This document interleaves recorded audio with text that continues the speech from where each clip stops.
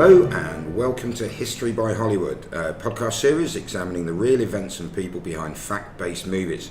This is episode 14 for Sunday the 13th of August, and today's movie is 1963's epic historical movie Cleopatra, starring Elizabeth Taylor and Richard Burton. My name is Martin Darlington, and with me, as ever, is Andrew Blischke. Hello. First off, let's get some errata and updates out of the way. We've been taken to task by Martin's dear friend and his route into the podcasting world from back in 2009, Jules Chisek. Jules made the point that during the Amadeus podcast we kept referring to the Habsburg court composers as, quote, musicians. While they clearly would have been musicians, they were far more accomplished than that, so we should have said composers and or directors. Yeah, I mean, Jules did say he loved the episode and he's very aware it's nitpicking, but it's one of his favourite films, and he thought we did great justice to it. It's just, he said it kept making me go, on the listener feedback front, regarding Peter Holzlong email, which in the last episode in Amadeus we said we can't believe we didn't acknowledge it, I've since realised that I did acknowledge it in the supplementary episode Music and the Movies, so a double dope. One thing I would like to say as well is thank you to the growing community on Facebook and Twitter. It does give us a warm, fuzzy feeling when we put something out and we get such positive responses so quickly. Yep. Jacob Morrison has been a long-time listener and supporter, and when I tweeted that I'd watched Cleopatra, was amazed and amused by both the overture and the intermission, which you get in the film, which is a bit strange, 3-minute overture and 4-minute intermission, which has a still shot of curtains with the word intermission over it. It's amazing. But Jacob pointed out that the film's from an era when going to the cinema was a major event, and you think about it, he's absolutely right. In the 60s, normal towns would have one cinema, one screen, showing one film that week, and halfway through, whilst they changed the reels, you'd get intermission with ice creams and drinks, and the film stock would have been very expensive to produce, and so really that cinema would have had one film for weeks, months, sometimes even years. It's the same film. Like My Fair Lady, I think, played in Melbourne for 3 years, 2.5 years non-stop. And I guess also because it was a physical film, one small market town would get it for their cinema for a week, and then maybe they'd have to pass the actual film on to another one. So if you were last on the line, it would all be scratchy and could be things like that. But no, good point, Jacob. And sometimes looking back from where we are now in history, it's hard to remember, even though, I wasn't quite born when this film came out, but I wasn't long in the arriving. So what are we doing next?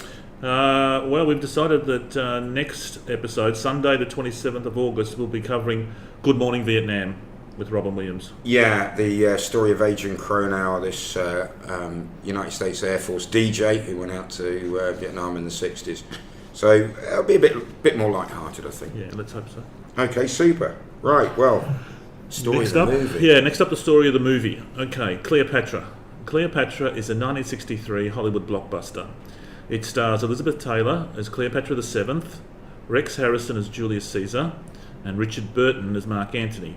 It was directed by Joseph Mankiewicz, a very successful Hollywood producer, director and screenwriter who already had some Oscars to his name.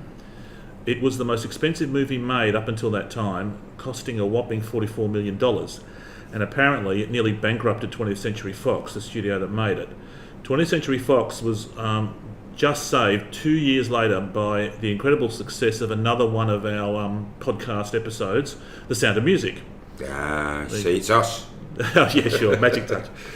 Although the movie took in $50 million in 1963, most of the references to it referred to it as a financial flop. So it took in $50 million but cost $44 million, yet somehow is a flop. That's all despite the fact that it was the highest grossing movie of the year 1963. Originally it was planned as a 6 and maybe even more hour epic cut into two halves.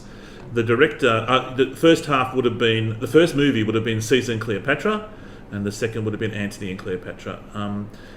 The director, Mankiewicz, was tried against the studios to keep it as long as possible, and only very reluctantly did he agree with the studios to produce a single movie running for a mere 3 hours. The version I watched was 4 hours and 11 minutes. Really? Was it? Yeah, I don't know if it's material? director's cut, or well, you've got to add 7 minutes for the overture and the intermission and the credits. Mine was 3 hours, including intermission and the overture. All right. There was a lot of interest in the film when it was finally released, and that was mainly due to the racy publicity about the public affair the affair that had been made public between Elizabeth Taylor and Richard Burton, where the gossip really spread, and because both actors had left their current spouses to get together. So it was guaranteed to have a lot of interest the day it opened, just for that salacious component. The movie was filmed in London and Rome and was received to, I guess, mixed critical responses, and currently has a 55% positive rating on Rotten Tomatoes. It's not very good, is it? No, it's not very good. It's it started off well. I thought, in the end it tends to fade away. Maybe it's got something to do with the length, 3 hours. Okay, so that's about it for the film. You can't, beyond those basics that I've discussed, there are, of course, lots and lots of interesting facts about this movie that we could go on about. I'll just share 3 with you. Elizabeth Taylor fell ill with some breathing difficulties while in London and nearly died until an emergency tracheotomy was performed on her, and that's one reason why they moved production to Rome. It was a bit warmer, the climate suited her better for recovery. Right. The London sets were used or reused to make the comedy Carry On Cleo, riding the coattails of incredible publicity. Anyone knows the Carry On films, that is quite funny. Yeah, that very different tone. Wouldn't have cost $44 million to make, would it? No.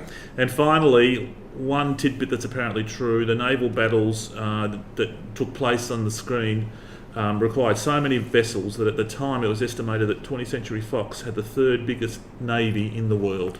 Yeah, I mean, I was saying to you the other day, it reminds me of the Waterloo episode where Sergei Bondarchuk, who directed, I was to say directed that, was said to have commanded the 7th largest army in the world because of the amount of soldiers he had on to recreate Waterloo. And didn't you say something like Mankiewicz? Didn't he get sacked halfway through, and then they realised that he only wrote... well, look, okay, more interesting facts about the film. Elizabeth Taylor was offered $1 million in 1963 to do this role, which she took. And well, you would, wouldn't you? You would, and it was a phenomenal amount to ask. But apparently she had some good advice or good lawyers, and she wrote into... And there was another clause in her contract that said, if it goes over length, if it takes too long to film and make, she gets an extra $50,000 a week. Well, you guess that's loss of earnings because she might have planned to go off and do other things. True. And I forget the exact amount, but her final take-home pay was millions and millions, maybe $6 million or something, because it took just so long. And that was reflected in the studio's frustration when at one stage they sacked Mankiewicz, and only to learn after he left that he, as the screenwriter, hadn't done a script. He was in the habit of, say, writing down the script for this week's scenes and giving them to the actors, and they just do them in very short windows. So they had no idea how to take the script and what to do with it, so they hired him back. And no doubt at a higher income. Don't know. Right. Now, one thing, because Andrew and I are very aware, and this is really looking back to Gladiator, when I first started writing some notes and we were sharing each other's notes, and Andrew said, you're... I was assuming an awful lot of assumed knowledge about Rome on the part of the audience, and a lot of people may not be aware of. Everyone's heard of Cleopatra and Julius Caesar, and most of us have probably heard of Mark Antony due to Shakespeare's the speech that Shakespeare gives him. But just setting the scene. Now, the film is Cleopatra, so we'll concentrate on her.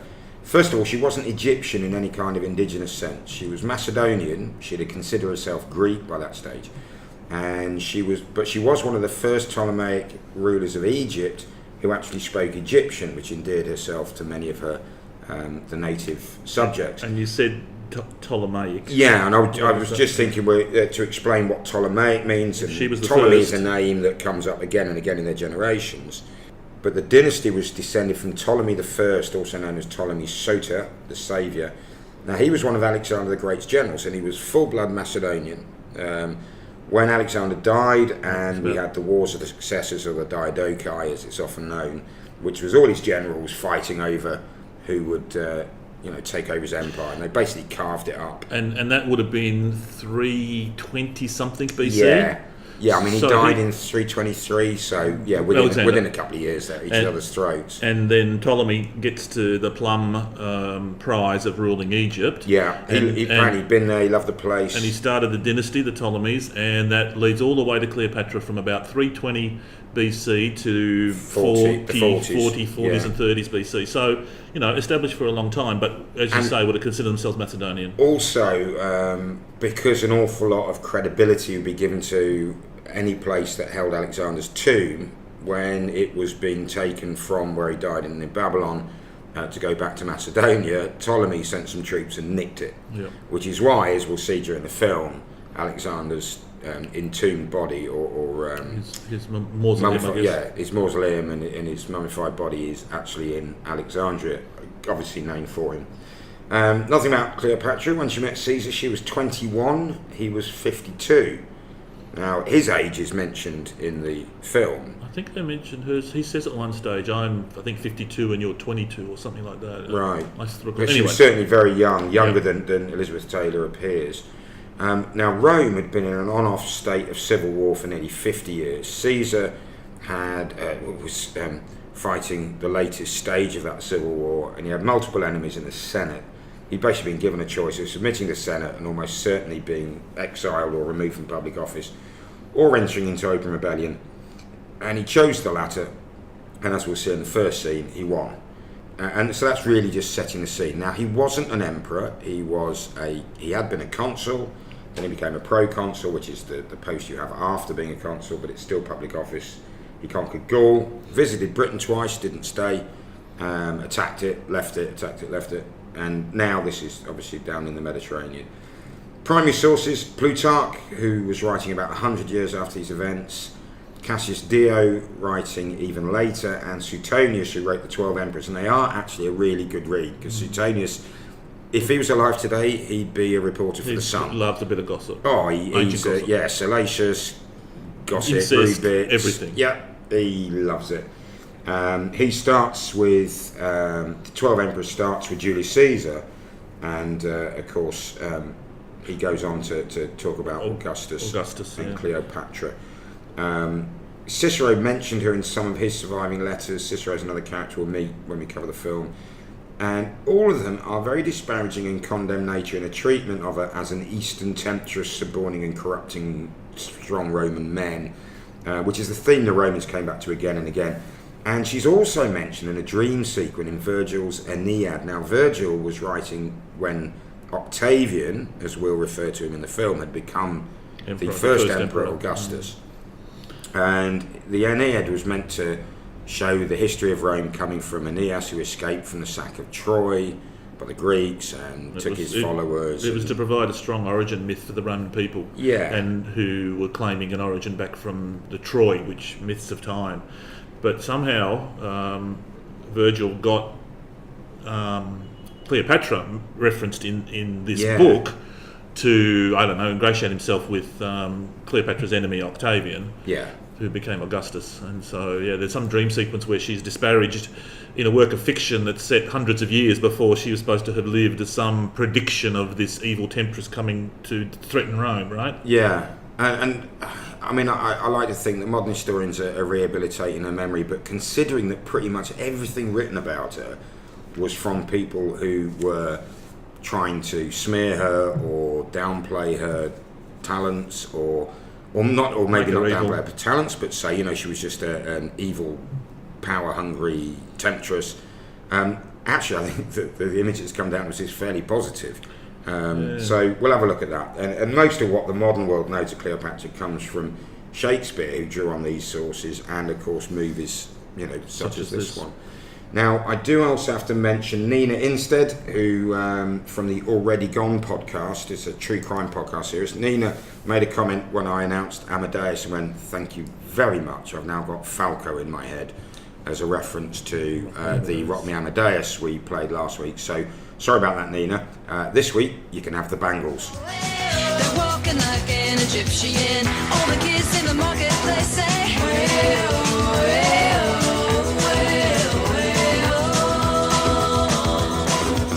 walk like an Egyptian. Walk like an Egyptian.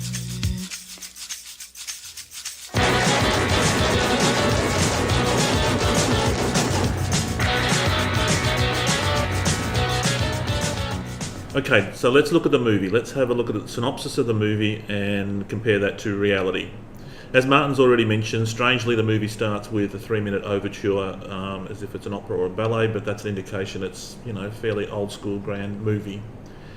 The opening scene is the aftermath of the Battle of Pharsalus, where Caesar, Rex Harrison, is seen as victorious over Pompey the Great, who was trying to support the Senate. So the Senate and Pompey versus Caesar, and Caesar is victorious. We don't see Pompey. He's defeated and is on the run. Caesar hears that Pompey has fled, probably to Egypt, so Caesar decides to give chase. He sends his most loyal deputy, Mark Antony, back to Rome to speak in favour of his name and his plan. We have a narrator in this movie, and he tells us Egypt, just like Rome, is also in the throes of a civil war. We see Caesar arriving in Egypt, ostensibly chasing Pompey, his great enemy, and Caesar is met by the young king Ptolemy the 13th, who tells Caesar that his sister Cleopatra has died, or perhaps she fled as Ptolemy was trying to kill him. Fled as she tried to kill Ptolemy. Yeah. Asked why Caesar's come to Egypt by the Egyptian king and courtiers, he reminds them that Rome was named executor of Ptolemy the 12th's will, which named Ptolemy the 13th and Cleopatra as co-rulers, and he's here to try and establish some kind of agreement between them. Yeah, but there'll be ulterior motives if he's in Egypt. Yeah, and maybe for the benefit of the Egyptians. Well, also, this is the film. We're not doing the reality show yet. And then Ptolemy, obviously trying to ingratiate himself with Caesar, tells one of his officers to give Caesar Pompey's ring, and then a slave shows Caesar the contents of a jar, and it's Pompey's head, presumably sort of preserved in vinegar or something. Yeah, so they've got the great enemy of Caesar, they killed him for him, and here's this great gift, we've done all your hard work for you. And he's not very impressed, is he? No, he's not. Yeah, so Caesar virtually dismisses the young king, Ptolemy the 13th, and Caesar orders some of his soldiers to give... his shoulders? Soldiers. Sorry. His soldiers to give the kind of guard of honour, and he's quite happy to be insulting and dismissive towards the remaining courtiers, particularly Ponthinius, the chief advisor. So we've got these Egyptians hoping to ingratiate themselves with Caesar, but within this opening scene we see Rome is in control, Caesar's calling the shots, and everybody's playing along. Yeah. The reality, Pharsalus had just happened, the battle, and Caesar did send Mark Antony back to Rome to basically rule and made it clear that whatever Antony said was Caesar's word, and effectively he's de facto Caesar's dictator and Antony's his master of horse. Now we'll explain those terms a little bit later on, but these were political appointments, and basically if in the absence of the dictator the master of horse's word was law.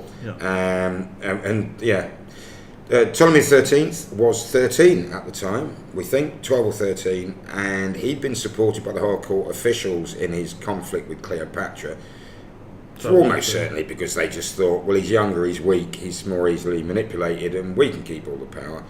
And one of the other reasons Caesar had gone there was to claim unpaid tribute that Egypt paid Rome each year, mainly because the Republic was broke. I mean, imagine it, the Civil War's been going on for so many years. Generations. Whoever was in charge of Rome emptied the treasury, spent it on more troops to fight their enemy, then their enemy takes Rome and empties any more money that they can find, and so they needed the money. And so he was enemies with Pompey, he was chasing him, he did go to Europe, Egypt, and met a 13-year-old co-ruler. Yeah. Who presented him with the head in the jar. And he was absolutely horrified. Yep. Caesar had basically, throughout the Civil War, every time he captured one of the senior enemy, most of them, he forgave them. And he just said, no, that's fine. Some of them more than once. It was rare. And some were seen as far too dangerous, but it's almost certain he knew Pompey didn't have personal ambitions and had become a bit of a stooge of the Senate. And he wanted to forgive him, and he wasn't given the opportunity. So yeah. So far they're off to a pretty good historical start. Yeah, no, absolutely. And there's some really nice little touches. Now, I mean, one thing I'd said to you is to me, before I watched this, I'm not sure if I saw this as a kid or not, but Rex Harrison is Dr. Dolittle or Professor Higgins in My Fair Lady. I wasn't sure how seriously I'd take him as Caesar. I actually think he played it. He was probably the most convincing character in the whole thing. I'd agree. Really, he did a really good good. job. He was, sly when he wanted to be, self-deprecating when he needed to be. You got the impression that this was a really clever character who could run rings around everybody and completely in control of himself, in control of every situation, which very much is Julius Caesar. I mean, the humour and there's that story being comfortable with kings and queens and also with common soldiers is just. Well, there's a story of Julius Caesar when he was much younger, was kidnapped by some pirates who that's didn't right, know who he was. They thought he was just some rich nobleman, and he calmly remembered all of their faces and he said, "I'm going to come back and I'm going to kill each and every one of you." He said, "What ransom are you demanding for me?" I said, 20 talents. He went, "You are joking. I insist you demand at least 50. Yeah, I'm worth far more than that." And he lived with them, and they really took to him, and they were like, "You're not behaving like a prisoner. Normally people are scared." He went, "Why should I be scared of you?" Yeah, and when he left, he said, "Look, thank you very much. You've been very kind to me, and I'm going to come back and crucify you all." Yeah. And he did. True to his word. But he was very merciful. He cut their throats before he nailed them to the crosses, or his men did so. So that's an aside. That's nothing to do with the film Cleopatra. It's just an aside about Caesar. So back to the film. Yep. Caesar's made his headquarters in a palace, and we see a reed canoe being poled at night into the area of the palace.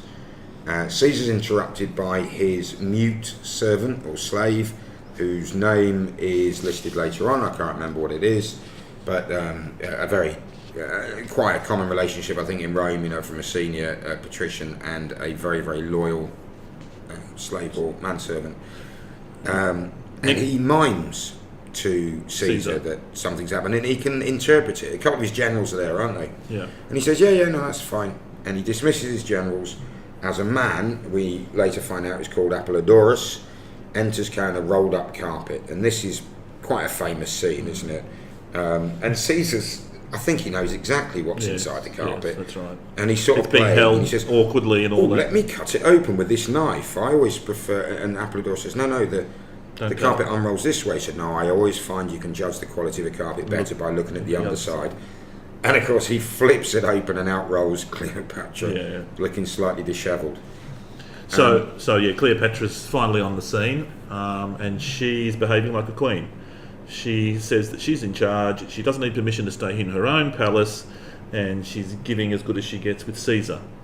And then at one stage, there's some maps there that Caesar's brought with him, and she has a cursory glance at the maps and comments that they're very poorly drawn, and she knows better than what they're telling her. Yeah. She then demands that she should be placed on the throne alone, reminding Caesar that her brother is dominated by his evil courtiers, and she comes to the point and offers peaceful harmony with Rome if he assists her in ruling alone. She also says she's Isis incarnated, an Egyptian goddess, but she kind of shows her understanding of the likely reality of her divinity by when Caesar slightly scoffs at it. He says, "Oh, didn't you chose to be descended from Venus, I believe." Yeah. So she's very savvy. She also has worked out very quickly that Caesar was definitely not pleased by the murder of Pompey. But she does warn him that she's virtually under siege by her brother's forces, and then eventually she retires, escorted by a Roman guard. Okay, so how are we doing on the reality check? Shall we? How much of that do we like, and how much? A lot of it is actually spot on, according to what we know from Plutarch and Cassius Dio. Both of them say that Cleopatra was smuggled into the palace in a laundry sack or bag, as opposed to a rolled-up carpet. But the image is the same, pretty much. Yeah, dramatic entrance, trying to sneak past her enemies, and successfully. And hats off to Mankiewicz, the way he's written it, you very quickly pick up that this is not a sort of dithering Hollywood heroine, as you might expect. She's very savvy, very good at reading people, very perceptive. Looks at the maps, just looks straight and goes, "Well, they're wrong." Yeah, she won't be pushed around. Yeah, and then the bits about, there's absolutely no doubt she was ambitious, but then sole rule was probably the best chance she had of ensuring her own survival. Yeah. But then, we do know from some of the policies that she put into place, she does, a bit like Caesar. Yes, there was a lot of personal ambition, but not necessarily for self-promotion or to have power for power's sake. She actually wanted to do things with it, and a lot of the things she changed would appear to have had her people's best interests at heart. Like Caesar's reforms, I guess. Yeah, exactly. And the bit about being a descendant of a god or a goddess, that's true. There was that link between Isis and the pharaohs. And the little aside about saying that Caesar chose that his family was somehow descended from Venus, that's correct too. He associated his family with saying that they would defend. So, little asides like that were impressive at the start of the movie. Yeah.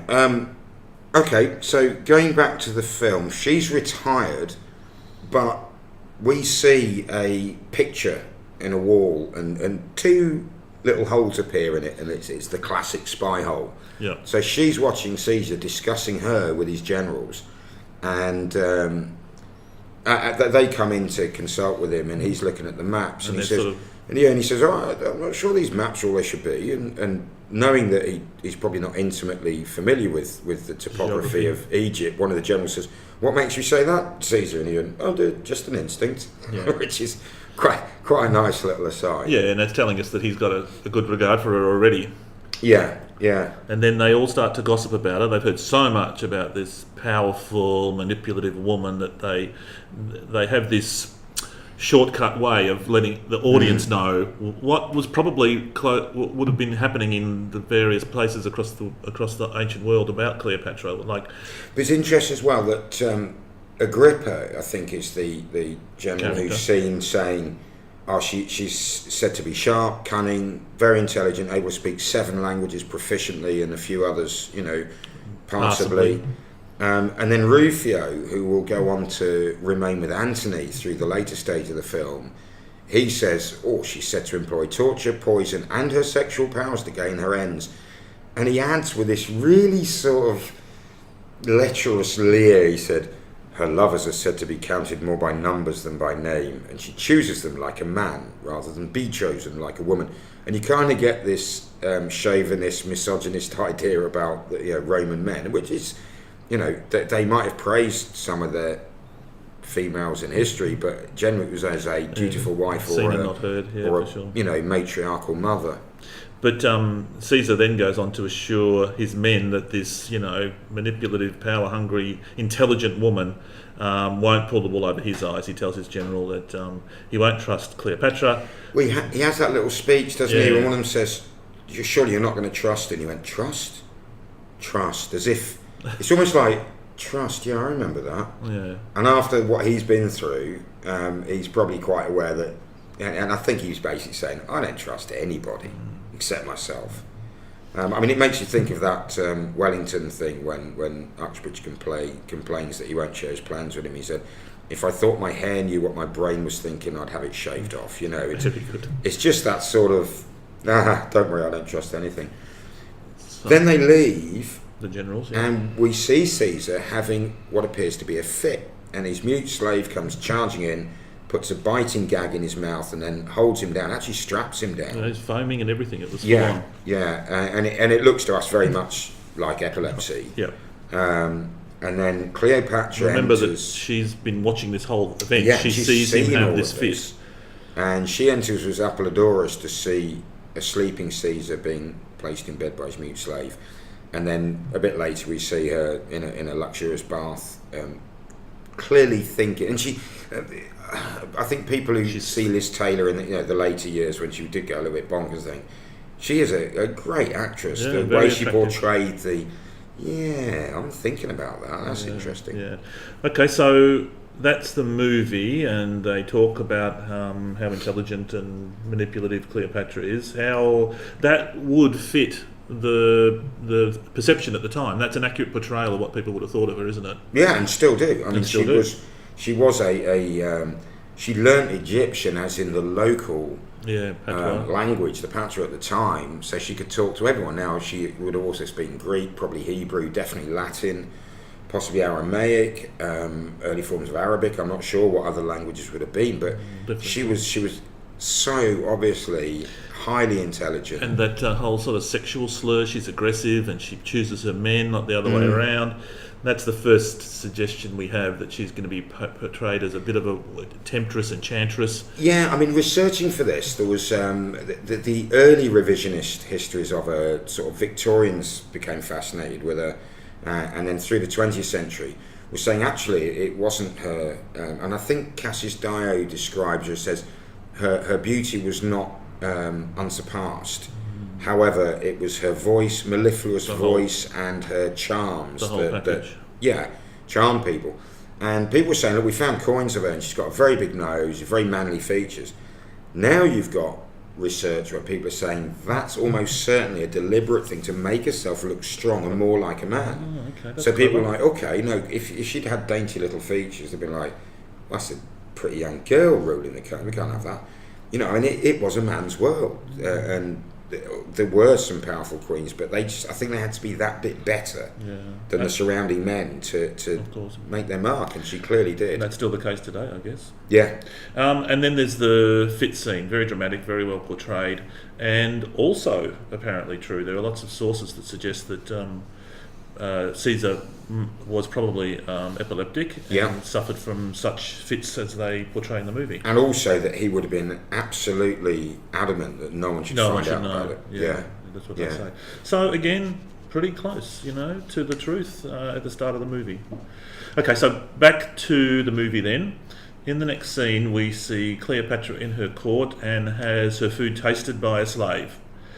Caesar arrives and he's told that Cleopatra is busy and she won't see the great man. His soldiers hold Polydorus aside to allow Caesar to enter, but are told not to harm him as Polydorus is a good man.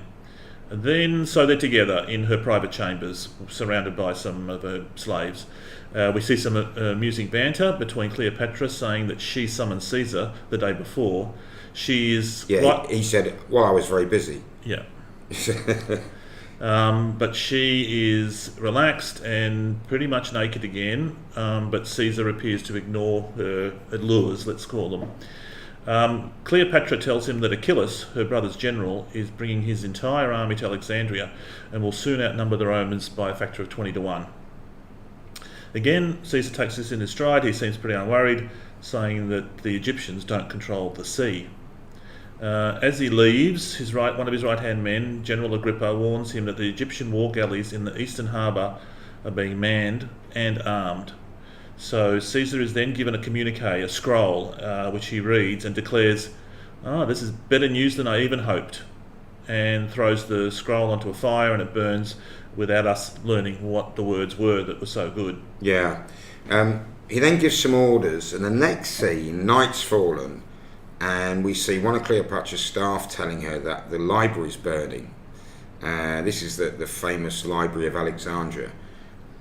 We then cut across to Caesar, and he's been briefed by a group of officers, one of whom, quite comically, is it's quite sledgehammer. He's got dark smudges all over his face. Clearly he's been, barbecuing or something. He's been near a fire anyway. Or he was auditioning for Dick Van Dyke's role on Mary Poppins. Yeah. And we realise that what's happened is they burnt the Egyptian ships, and Caesar's admiral tells him that the Egyptians are surrendering in droves. And then Cleopatra arrives to see Caesar, and he says, "Oh, you look more beautiful each time I see you." And she's not in any mood to be flattered, and she's scolding him, saying, "Look, the fires spread to the city, including the famous library. Do their ships sail up streets?" And they enter into a bickering argument, which only ends when Caesar kisses her, and this is the start of the love affair. But then, before they can take it any further, they're interrupted by an alarm that they're under attack. Yeah. Okay. So let's go back. Let's go back. Tasting of the food, very common. Yeah. Poison having taken many a ruler to an early grave. Yeah, right through to medieval times and probably beyond. Yeah. What else? At one stage in the movie, when he first enters to see the semi-naked Cleopatra, they're being regaled by a poet, somebody reciting some poetry, and Caesar makes a reference to Catullus, that this guy surely would know his Catullus, and now Catullus was had died by about now, but only not many years before, and Catullus was a romantic poet from the era, a little bit controversial sometimes, and again I just thought, well, that's a nice little aside that they've thrown that in. So again, I think some people had done some good research or had some good advisors, and it set the tone very nicely for me about this being a historically accurate film. Yeah, contraring with that, we have Agrippa, who appears as a middle-aged, grey-bearded the admiral. Now, when we use terms like admiral and general, they weren't words that existed then. It's just how we term the sea. Understand, admiral is in charge of the navy. But this appears to be Marcus Agrippa, who would become such an important player in Octavian's eventual success. And this is an inaccuracy, and I think they're just trying to keep things simple, but Marcus Agrippa at the time was in his teens. He was in his late teens, same age as Octavian. It sounds a and good I don't Roman think name. if he had been on Caesar's staff, he might have been a junior military tribune, but I suspect not. However, that's by the by. But one other thing is the Roman salute scene in the film involves the right arm with the hand formed into a fist thumping the left chest, and that's used again and again through the film. Yeah, that's right. The Roman salute was that, and then the right arm was flung out. Up and out? Horizontally and out, maybe slightly up. Right. But it's the classic military salute, which shows you, look, sir, my right hand is open, empty, and I'm therefore not holding a sword. I'm not going to stab you, or and it's what's developed down the years.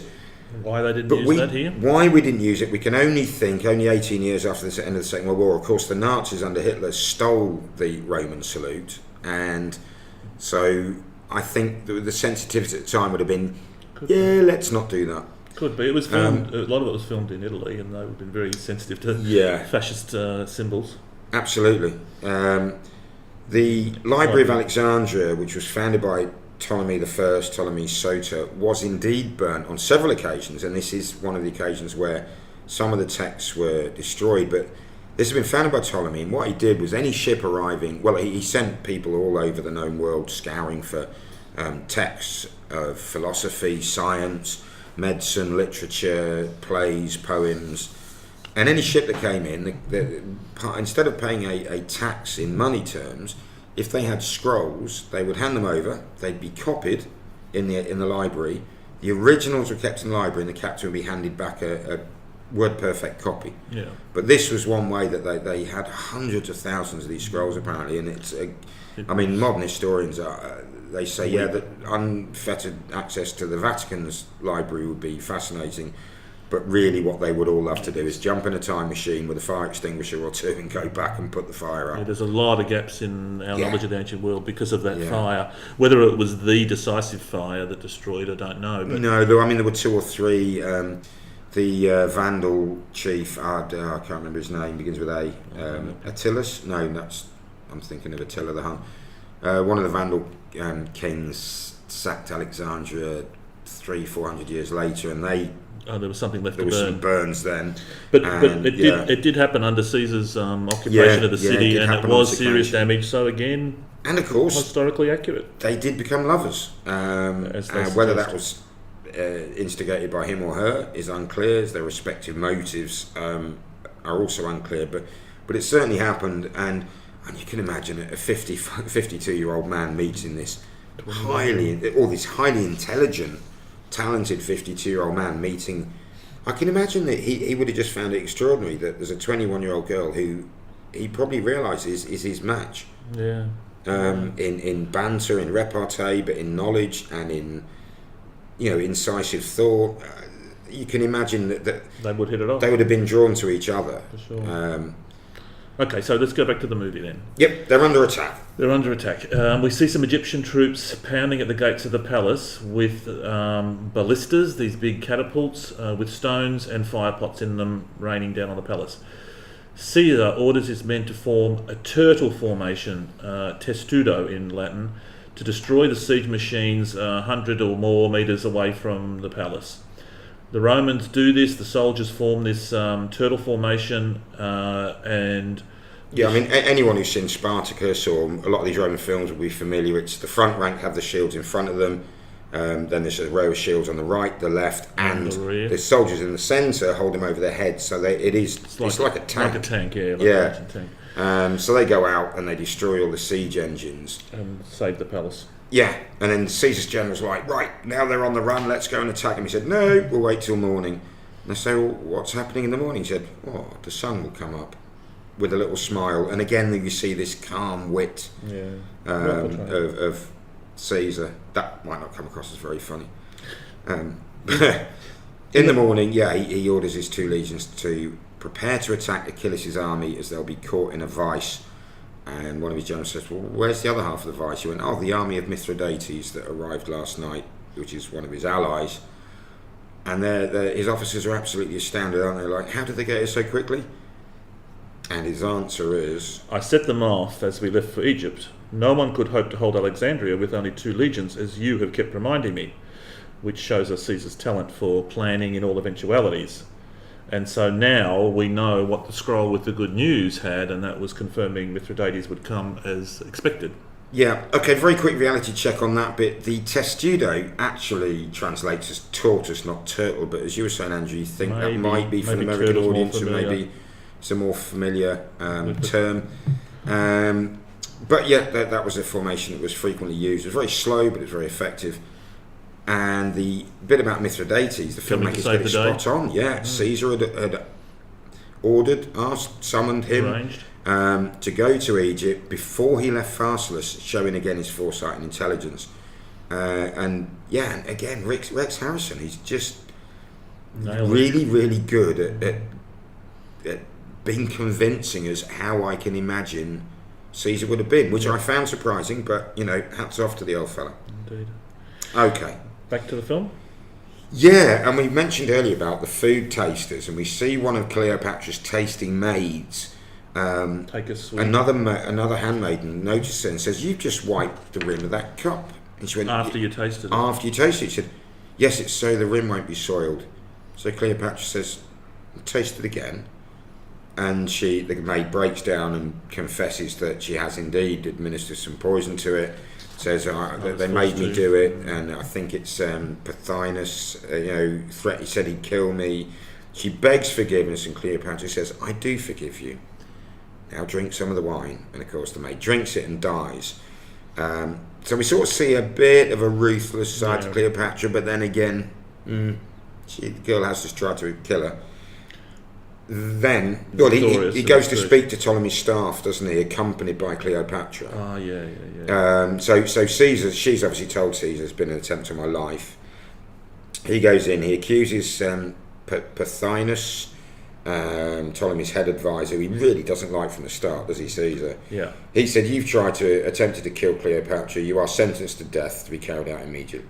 And he's just led away by 2 centurions or 2 soldiers. He's dead. And we sort of hear this off-stage scream. Slaughter. You're like, okay, that's that one done with then. Yeah, that's right. And then we've got the very vulnerable young Ptolemy awaiting his fate. Caesar turns to him and says that he won't be killed, but he'll be returned to his army and his general Achilles, as well as one of his other advisors, his tutor Theophis.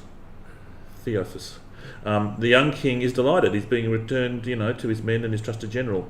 But the tutor asks Caesar not to be sent out, as Achilles is trapped between Caesar's legions and the army of Mithridates. To be sent out into this environment would mean death, caught up in the coming battle. Caesar replies that it is an occupational hazard for those people who would be king. Yeah, and again, it's a little wry smile, isn't it? That he's just sort of. But we'll be killed. Occupational hazard. Sort of echoing the reproach that Cleopatra took to the handmaid that tried to poison her. Offhand, that's what happens. You take your lumps. So that little bit. Cleopatra asked to just speak to him alone and asked why Caesar didn't tell her that Mithridates was on his way. And Caesar looks a little bit distressed. He says, "Look, I'll speak to you later. I need to rest now. Please leave. Now, of course, he's not aware that she's seen his earlier epileptic fit, and it does look like he's got one coming on. She gives herself away, really. She dashes to the chest where she saw Flavius, the slave, and get the mouth gag from earlier, and she grabs it and sort of admits, yes, I've been spying on you. And he says, no, it's all right. I won't need it. And then, but he's clearly quite exhausted. And he's lying on a like a futon, and she mops his brow, and they're talking. And he said, if anyone finds out, I'll be seen to be weak, and the mob will tear me to pieces if they see me fall, foaming at the mouth. But so that seems she's helped him out. There's a bond between them, and she's not gonna. We don't think she's gonna let this news out in any way. No, and she clearly trusts him enough to let him know. Look, I was spying on you, and you get the feeling he was like, well, you'd have been a bit dumb if you hadn't, you know. So reality check on that bit. The poisoning attempt, that's certainly not uncommon. The ruthless side of Cleopatra, but by the standards of the day, she actually let them taste her off with a fairly easy death. Just drink the poison. It would not have been unusual in those days for her to be crucified or flayed alive or burnt alive or something. Pothinus, one of Ptolemy's advisors, was indeed killed on his orders. The Ptolemy bit is a little bit of a departure. He'd actually begged to be allowed to return to his army, and apparently put on a very convincing, long-running tears, and I can make them stand down and persuade them, Caesar, that you are not our enemy, and we'll all come back and be one big happy family sort of thing. Of course, as soon as Caesar did release him, probably knowing exactly what was going to happen, he went straight back to his army, whipped them into a fury, and led them to attack the Romans. Not shown in the film, the final battle was actually a complete defeat for Achilles and Ptolemy, and the young king was in his barge or the small boat trying to escape, and his troops would not listen to his captains. We're full, stop trying to climb on board. They all climbed on board, overturned it, and of course, wearing armour, young Ptolemy drowned. So that was the end of Ptolemy the 13th. So the fact that they show Cleopatra helping Caesar with his fit, I mean, they were lovers and spent a lot of time together, so I imagine that he didn't keep that from her for very long. So no, that's probably a touch of truth. Yeah, she may well have seen him. Yeah. Okay, back to the movie then. So the next scene, in a packed forum, we see Caesar crowning Cleopatra Queen of Egypt. All the crowd bow or bend a knee, including visiting kings and dignitaries, and he indicates to his generals they should kneel as well, and they're a bit and then she indicates to Caesar, and you, and he does. Yeah, and his generals look a bit miffed, but he says, I can't kneel in front of these people. She said none of them are allowed to look at me. That's right, no, she says you shouldn't look at me directly at me, and he said, well, none of them are, so how do they know? Yeah. So then she says, I want you to kneel, and he says, I can't kneel in front of these people. She said, well, as you said, none of them are looking at us. So, but of course his generals are sneaking a peek, and he does. So within a few days, Cleopatra finds herself as the sole ruler of Egypt, which is what she wanted, and I think this has all happened in a couple of days according to the movie, and she's pleased with herself but surprised. So again, Caesar's in the background calling the shots. Yeah. We see a scene with the two of them lying in bed, and clearly lovers by now, and she says, stay in Egypt for a while, allow Mark Antony to run Rome for you. She knows he's been appointed dictator for a year. She said, you can do what you like.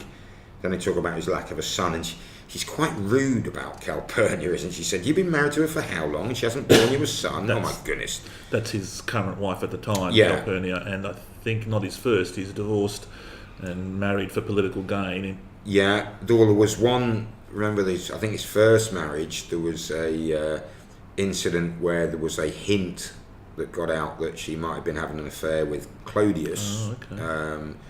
Who was a young patrician, and he divorced her on the spot and made a much more politically helpful marriage, using the excuse that the wife of Caesar must be above suspicion. That's where it comes from. So not admitting that she had an affair behind his back, although he was at it left, right and Chelsea apparently. His troops used to sing a song about, here comes the bald-headed whoremonger, lock up your daughters, and in affectionate tones, I think. But anyway, we digress. So they talk about his lack of a son, which is true. He doesn't have an heir for his greatness. And she's very blatantly offering herself to have a child with him, to have a son. She says, I'll bear many sons, and actually she was, turned out to be correct. But they go and visit the tomb of Alexander the Great, which, as we mentioned in setting the scene, was in Alexandria. Caesar admits that he cried when he was 32, which was the age Alexander died at. He was at a shrine in Spain to Alexander, and she said, why would you have cried? She said, because by that age he'd conquered the world, and I'd done so little. You know, and you think, he says, I'm 52 years old, and I'm only a few months away from being 52, and I sort of get it, I think, what have I done with my life? I think, well, Caesar, you haven't done badly. You haven't, you know? Yeah. Well, we've got a podcast running, so I think we can look quite favourably at ourselves. But yeah, Cleopatra shares her ambition that between them they create one world, one people, live in peace. And Caesar smilingly says, and the capitalist world, what would be Alexandria? And she's quite spicy. It was good enough for Alexander. Well, I don't think Alexander ever made it his capital. He certainly enjoyed the place, but Caesar says, I'm Roman. He says, he was Greek, but what difference would it make in our one world? So, we're not really sure. And she says, this is a world we could leave to our son, even though she's not yet pregnant. Yeah, so that it was true that Caesar had been appointed dictator for a year. Yeah, and I think it's just worth pointing out to people who may not read as many dull historical texts as we do about this period, because Andrew and I, it's both our sort of probably one of our favourite eras. Dictator was a political appointment because the Roman Republic, up to that point for 400 or 500 years, had a system of two consuls elected each year, and they were a counterbalance to each other. So no one man would hold too much power. But in time of great need, when they thought it was a bit clumsy, they could appoint a dictator. And there have been several through the history. But the deal was normally for 6 months, maximum a year, and at the end of it you stood down. Yeah. And people had done. And it's all born of the fact that the Romans were averse to one despot, one king having ultimate power, unfettered over the horizon. So they made the ultimate rulers two people called consuls, and you could only rule for 1 year. Yeah. But they were practical enough to know that sometimes you needed somebody to make the hard decisions. So in times of great emergencies, they'd used it. So it had none of the negative connotations that word has today in Western democracies. And then you had a second in command, which we mentioned earlier, called Master of Horse, and his word was law when the dictator was absent. Now, what the film doesn't show is Mark Antony in Rome was an absolutely terrible ruler. I mean, he used his power for self-enrichment, debauchery, living as we would think of an ancient despot living. Yes, he went after some of Caesar's former enemies, but he also went after personal enemies, promoted his friends. He was absolutely not a politician. He was a simple soldier who enjoyed wine, women and song, and that was basically it. So, so back to the movie. Speaking of Mark Antony in Rome, we see him for the first time now. Yeah, and this is a startlingly handsome young Richard Burton driving his chariot to Caesar's house to see his wife Calpurnia, and she lets him know, she already knows his news, that Caesar has, in air quotes, married Cleopatra. And she says, I'm not concerned. It's a political marriage. It's held under Egyptian custom. It's not valid under Roman law. But then they're both also aware, and she's a bit saddened by the news that she knows Cleopatra is carrying Caesar's child. Then we see Cleopatra, clearly pregnant, taking the auspices to hear how she will have a son who will be showered with gold and blah blah blah, just what she wants to hear. So yeah, I mean, it's one of these like high priestess throwing incense into a fire, trance. Oh, you're going to be this and you're going to be that, telling her what she wants to hear. Cleopatra then orders a maid, once her child is born, to take him and lay the baby at Caesar's feet in front of all the Romans. Caesar is reminded by one of his officers that if he picks up the boy in front of any witnesses under Roman law, that means he's taking the boy on as his heir. This doesn't faze Caesar at all. He steps forward and does so anyway, and is loudly toasted by his men. Yeah, we'll just quickly whip through the reality of that. Unfortunately, this is where the movie, for the first time, really departs quite significantly from historical truth. Anyway. First of all, Mark Antony, he'd have many faults, but he was utterly loyal to Caesar, and it would appear that Calpurnia was through this as well. Antony was a good soldier, and it was just, I think, his fierce loyalty, which never wavered during Caesar's life, kept them together. The thing about Caesarion, as he became known, Caesar's son, it was actually a nickname for the boy. He was Ptolemy something or other Caesar. But Caesarion was his nickname. He never officially acknowledged his son. He could not have named him as his heir because Cleopatra was not a Roman citizen, so the boy could not legally be his heir. So this business of picking the boy up is bit of theatre. Yeah, unfortunately, it's a bit of nonsense. Anyway, back to the movie, back to Rome, and we meet some of the senators for the first time. Yeah, they're on the steps of the Senate House, argue about whether Caesar's son is a legitimate heir. So the gossip has quickly spread to Rome.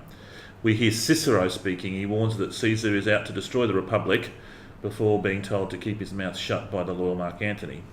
We also meet a character, Octavian, for the first time, a young figure, probably 17 or 18. 17, 18, yeah, played by Roddy McDowall. And does a good job, doesn't he? Yeah, very good. As this kind of slight, wiry... fey. Yeah, a bit... And but Antony's again, mocking him, saying, why don't you just go to the theatre and listen to some people singing? Yeah, let the grown-ups do their work. Yeah.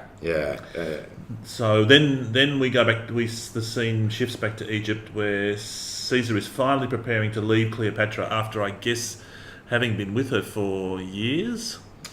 In reality, I think it was about a year. A year. During which time she has obviously had a son, so they must have started pretty handy. Yeah, that's right. Cleopatra is shown in Caesar's arms, asks how long before he sends for her. He replies vaguely, soon. Oh, the classic soldiers departing thing. When will you call me? Soon. She is impatient and she wants Rome to see Caesar's son, Caesar's new son. We see Caesar leave. Our narrator tells us that it's 2 years further after wars in Africa and Asia Minor, that Caesar finally makes his reappearance in Rome. Yep, when he does, he's met by cheering crowds. And then we see back in Alexandria, Cleopatra has read some news by one of the Roman generals that Caesar's been appointed dictator for life by now. She's overjoyed and tells Sosigenes, her chief advisor, to prepare her ship so she'll finally be able to join Caesar in Rome. At which point the general sort of cuts her short and says, no, he's dictator, but that doesn't make him a king. He can't, he still has to obey the law. You're going to have to wait till he sends for you. So she's a bit... And then back in Rome...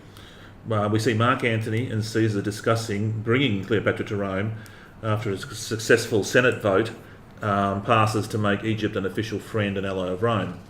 Then we see Sosigenes standing next to Caesar on a throne as they await Cleopatra's arrival in the open air.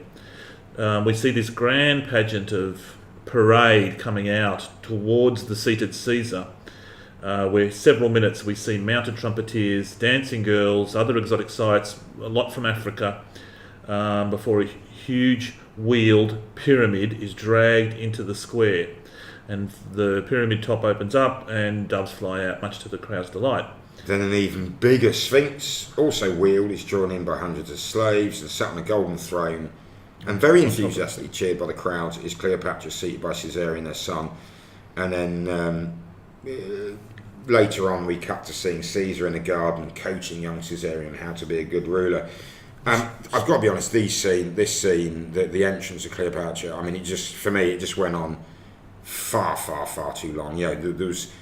It started to feel very self-indulgent at this stage. Apparently it took them 9 months to film that scene, and they had to get lots of builders and architects in to make the arch big enough to accommodate the Sphinx, or the Sphinx small enough to accommodate the arch. Okay, let's do a reality check on that. So back to the senators arguing on the steps of the Senate House.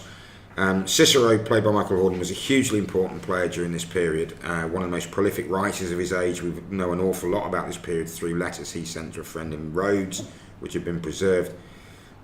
He'd been against Caesar. I think the feeling I get is he admired Caesar's talents, but felt they were being directed in the wrong direction. He was a staunch defender of Republican values, and saw Caesar as a threat to the Republic. Absolutely. But let's make no mistake, as we mentioned in Gladiator, the senators fighting to keep the Republic a viable political entity are not democrats as we think of the world today. They were an oligarchy, and they're almost all of them were trying to protect their own personal interests, money and power, if those two are divisible, to the exclusion of the lower classes. Cicero frequently referred to the mob quite disparagingly. So portraying them as in any way trying to defend a republic, the thing of the people, is a bit of a nonsense. Their fear is that if one man becomes all-powerful, we might lose some of it. Well, we will lose some of our power, and therefore we might make less money or have less influence. The bit about dictator we've been through, and Caesar had gone from being appointed for a year. Then they said, okay, for 10 consecutive years you'll be appointed. And he realised that wasn't enough to accomplish all he wanted to do, so he basically had himself appointed dictator in perpetuity. The 2-year trip back to Rome includes the battle over Pharnaces II of Pontus, modern days Cilicia, Cilicia in Turkey, where it was such a quick victory, an easy victory. He said, "Veni, vidi, vici," we came, we saw, we conquered. That was his message back to the Senate, apparently. Had a battle. We came, we saw, we conquered. Yeah, and we've already mentioned the fact that Cleopatra was a hit with the Roman people. So massive celebrity. That's one thing to mention. The movie, for all its pomp and pageantry going on with this grand arrival, she actually did come to Rome. Historically, that's accurate. She was there at this time. She didn't live in Rome. She lived just on the outskirts of Rome in one of Caesar's summer villas. So she was his guest, but I don't know. But she arrived as a ruler of this foreign country with whom they just signed a strong alliance. Yeah. Now, strange to us at this period in history, but Egypt was the breadbasket of Rome. I mean, it had absolutely incredibly fertile before lots of people upriver on the Nile diverted it, and the Egyptians lost an awful lot of their water. Yeah, but, I mean, if India is the jewel in the crown of the British Empire to Queen Victoria, well, then Egypt was hugely important. Lots of wealth and gold, and as you say, they needed grain for the Roman citizenry, and with Egypt on their side, everyone would celebrate. Absolutely. She definitely fascinated the Roman people. What Caesar's wife Calpurnia made of it is not too hard to guess, although we don't actually know. Yeah. Okay, so back to the film, back to the movie. We see Caesar debating in a room with senators and Antony about his role as dictator, and also sat in the room, although not really contributing, is Cleopatra. We first meet Marcus Brutus. So Brutus says, well, dictator's an honorific title, you to show you how much we respect you for what you've done for Rome. Caesar says, no, I have to be the law. The Senate has proven itself unable to rule. And he tells him of the honours he's brought to Rome and says, you must acknowledge me as Emperor of Rome. They that's right, don't they stand up in horror? Yeah. And then Antony stands up and says, there's no need to sit down again, you can leave. And he basically kicks them out on Caesar's behalf. For not getting on board. Antony sort of shoos them out of the room. And Caesar is left with Cleopatra, and she says, they resent me and the way that you flaunt me in front of them, which is probably pretty savvy. Anyway, so then we go to a group of senators out in the city. They've sort of met up and they're arguing about what they should do. About this threat to the Republic, because the senators are trying to preserve the status quo. We see a reluctant Brutus again. He says he cannot be asked to destroy Caesar, at which he is told that then he will allow Caesar to destroy Rome. So Brutus is clearly torn, and because of the close relationship between the two of them. But quite clearly there's a cabal of senators who are plotting, quite actively and happily plotting to talk about killing Caesar. Yeah, go on. Caesar and Antony come to see Cleopatra. Caesar tells her that the next day, the Ides of March, the Senate will name him King of Rome. Mark Antony says that it is King of the Roman Empire, not of Rome. In other words, he will be the king, the ruler of the empire outside of Italy. This seems to be news to Caesar, and that seems to be a compromise that has now appeared, that they'll acknowledge his power and his armies at the gates of Rome, but they'll try and keep this island of republican history called Italy inside the sprawling Roman Empire. Yeah, I mean, Caesar gets quite upset. He says, I refuse it. I have no interest in ruling mud huts in Gaul or caves in Britannia. And then Cleopatra says, no, accept it. It's another step on the way to she says, your ambition, and probably means their mutual ambition. Eventually agrees to do that. But then we see the conspiracy of senators agreeing to a plan. They've realised that Mark Antony, who do they describe him as Caesar's dog or his war dog or something? Yeah, they've got to separate him from Caesar. So one says, "Oh, don't worry, I'll handle him. I'll handle that." And then they say, "Okay." And there's a number of them, and they say, "Well, how are we going to do it?" And they decide they're going to stab him to death. And then one of them says, "Do you know, I remember Caesar saying on being asked what kind of death he hoped for, and he answered, a sudden one. Funny, isn't it?" Or something like that, which is slightly sinister, but anyway. Then we see Caesar visiting Cleopatra, and she warns him to be careful and make sure you keep Antony close by. Caesar reveals that Calpurnia also begged him not to go to the Senate, and all but Decimus, the senator, has arrived early to escort him, and he has to then leave, so he ignores all the warnings. Then we have a slightly strange scene where Cleopatra visits a fortune teller, a soothsayer, and there's, again, smoke and fire and flames and trances, and we have this strange scene where Cleopatra, staring into the flames, sees Caesar in the Senate arriving, sees Mark Antony diverted by one of the conspirators. Yeah, I wasn't clear with this bit, whether it's just her staring into the flames because her soothsayer, high priestess, whatever, has thrown some incense in and gone, catastrophe, blah, blah, blah.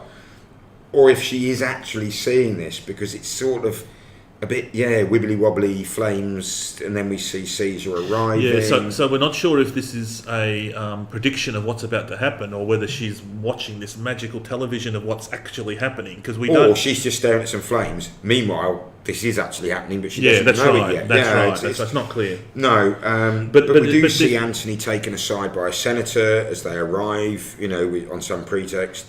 And Caesar's met by a number of senators, and one grabs his toga as if he's sort of begging him for something. We don't hear any of the talking. Then another senator grabs him, and then we see one from behind draw a dagger, and he stabs him, and then a number of them stab him, and he staggers towards Brutus, who recoils, but then also stabs Caesar with a coup de grace. And then Cleopatra collapses in tears. Yeah, I wasn't sure whether... I thought that this is a soothsayer, so they're predicting what's going to happen, and that she'll run out to warn him, and then we'll see it happening again.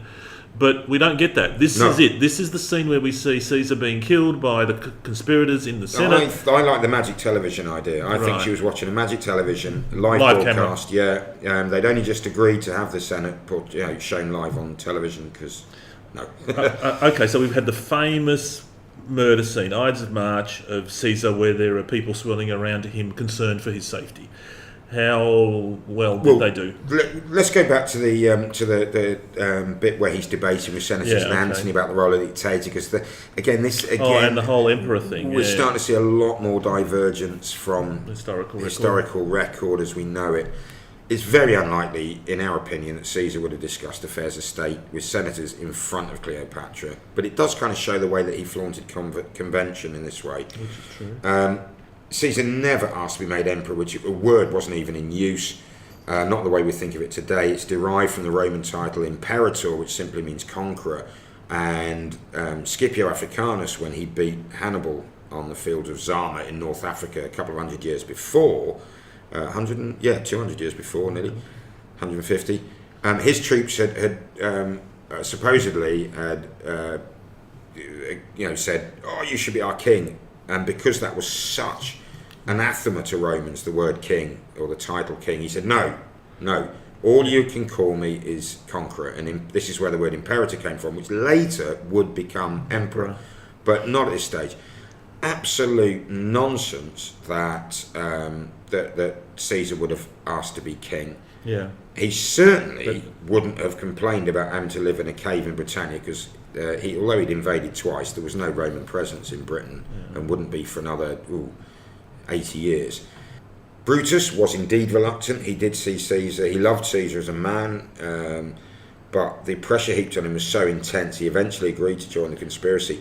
Now, the thing about king is interesting with Marcus Brutus. One of his ancestors, so legend has it, was one of the two men who killed Tarquin, who was the last evil, nasty king of Rome.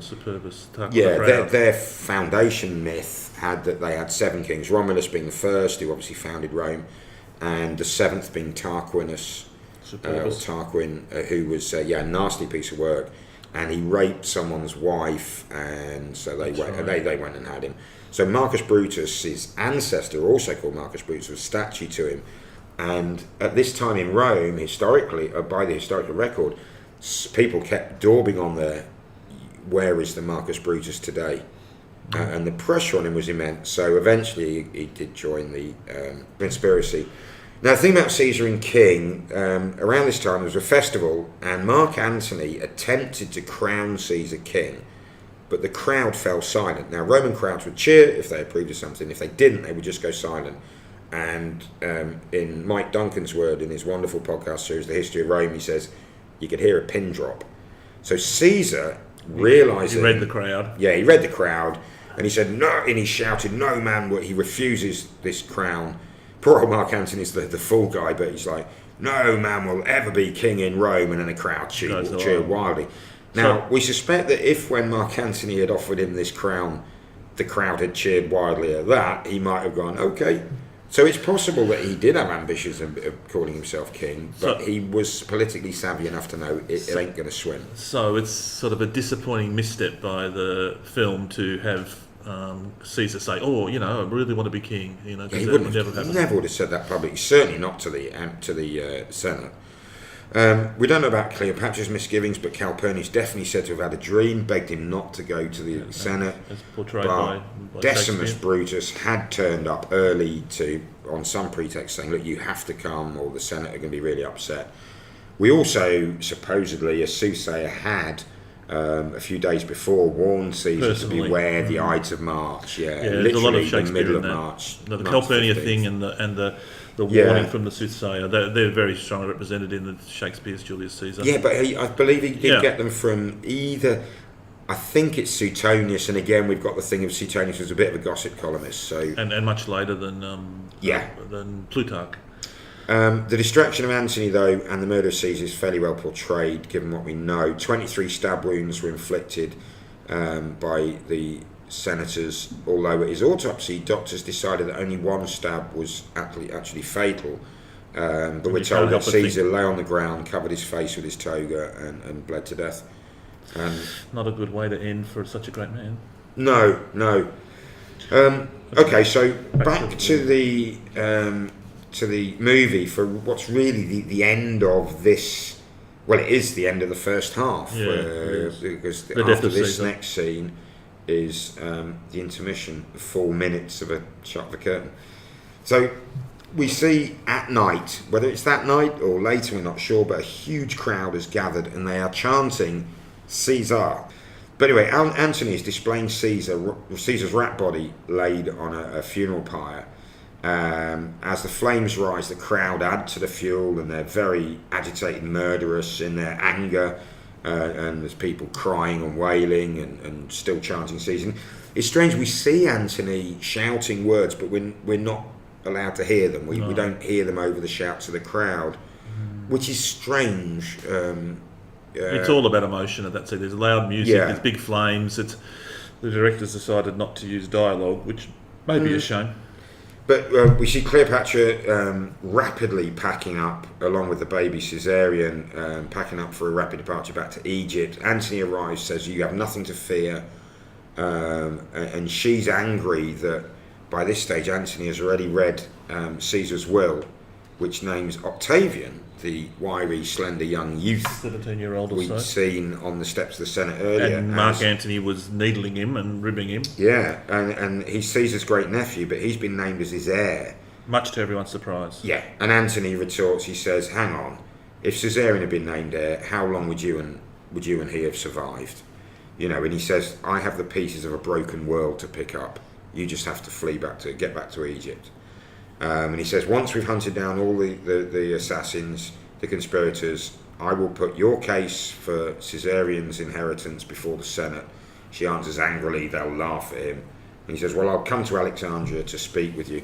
And you sort of already get the feeling that he's absolutely fascinated by it. He wants to be infatuated. He wants to be a hero and defender and get what she thinks is entitled to hers, and he'll help her in that. Yeah. Okay, well, we'll reality check that, and then we'll have our 4-minute intermission, at which point, if you're watching the YouTube version, we'll put up a shot of a curtain with the words intermission. Don't worry, Richard, I'm joking.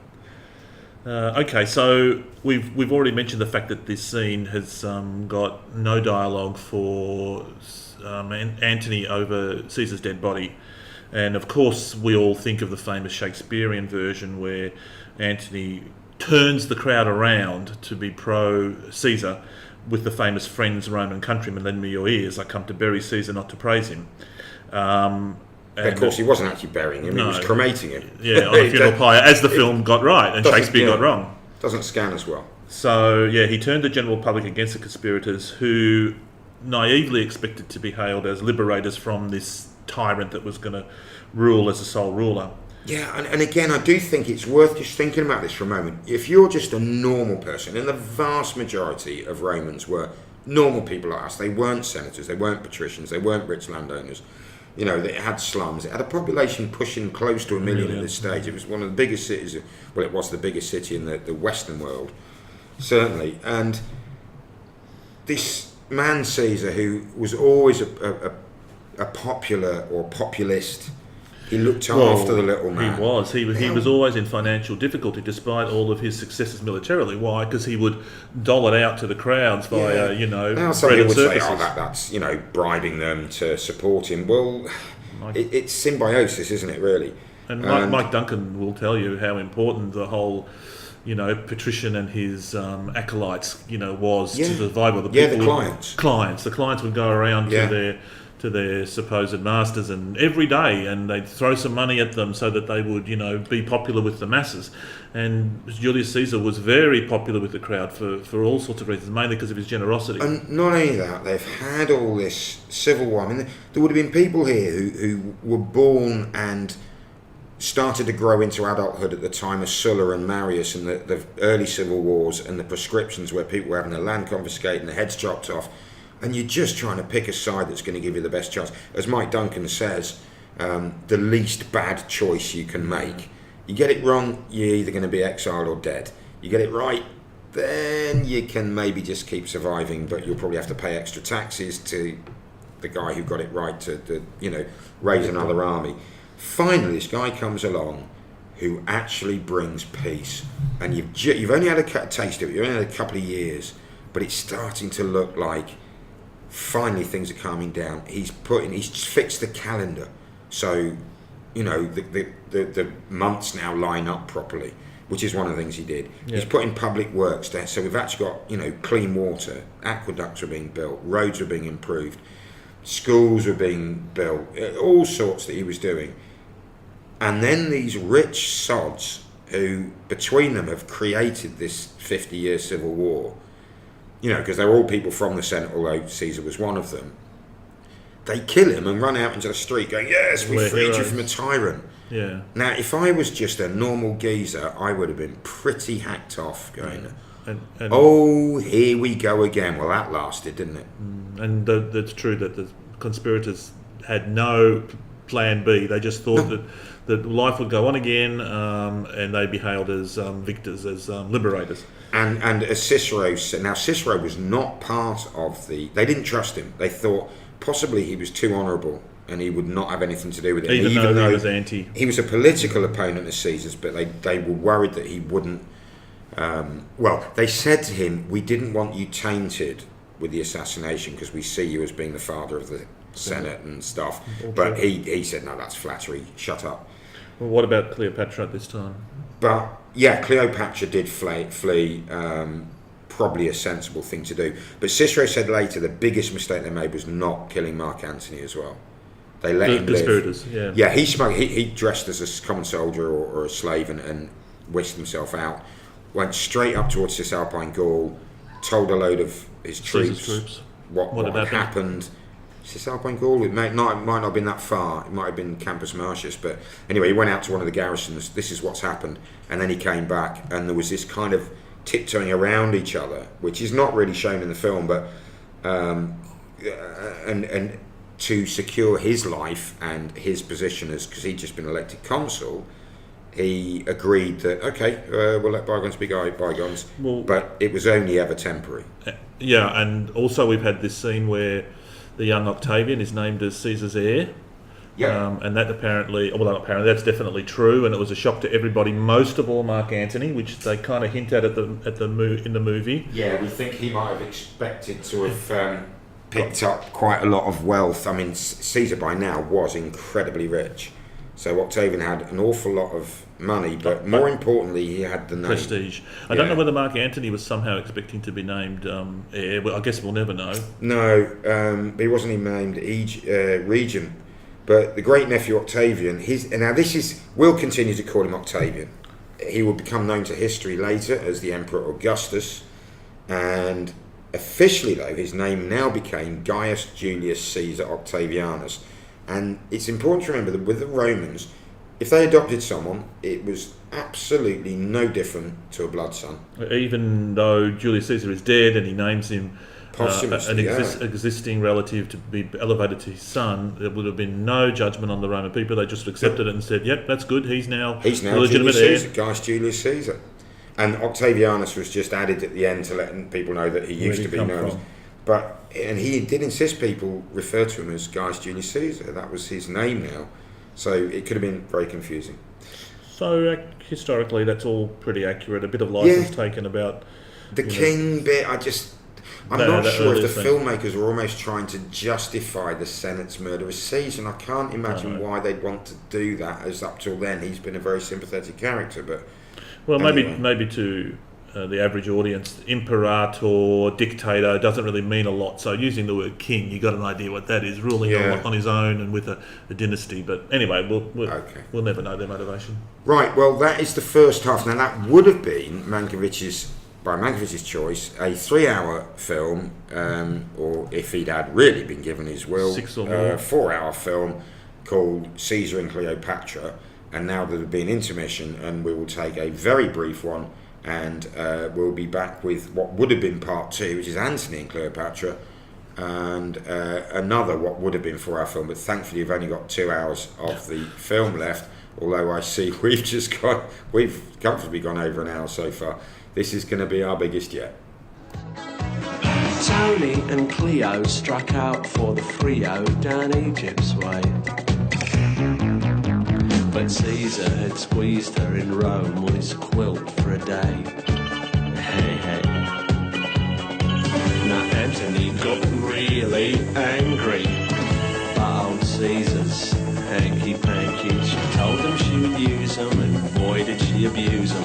Fall in love and blew him away. Bang, bang, mighty fall. Bang, bang, when love is full. Bang, bang, the mighty fall.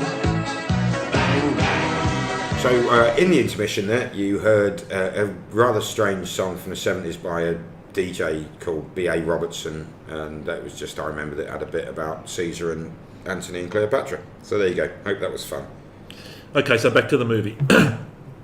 After the intermission, we see a funeral pyre in the aftermath of a battle.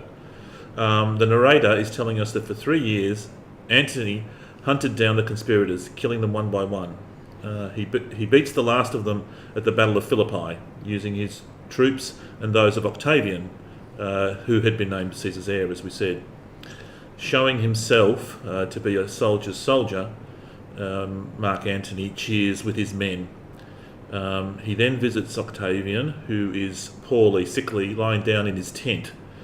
He's with his right-hand man Agrippa, which is the admiral we saw earlier with Caesar in Egypt. Antony needles Octavian again, mocks him, and tells him that his Octavian's troops fought well under Antony's command. He asks why he brought Agrippa, as he is a sailor and this battle was fought on land. Agrippa then challenges Antony to a duel, but Octavian overrules them. Octavian suggests that they continue their triumvirate, which is 3 rulers together acting like a dictator in a way that we would know it in the modern sense, which is... like a junta. Yeah, which is Lepidus, who we haven't seen and won't see in the movie, but Lepidus controlling Africa and the islands, Sicily, Sardinia and so on. Antony controlling the east of half of the empire, and Octavian the heart of the empire, so Gaul, Spain and Italy. So they agree to carve up the empire in this way, according to the movie. Yeah. The reality on this is that it did take 3 years, but there's an awful lot of history that they quite understandably skip through, because it's not really necessary to understand the story of Cleopatra, which at the end of the day this film's about. But you've alluded to this before, that there's been 50 years of civil war, and this clearly meant that there would be several more years to the populace, and that's exactly what happened, and they quickly skirt over that and jump to the end of this couple of years of civil war. And this is Romans fighting Romans. This is brutal, because they use the same tactics, they have the same weapons. Often they know each other.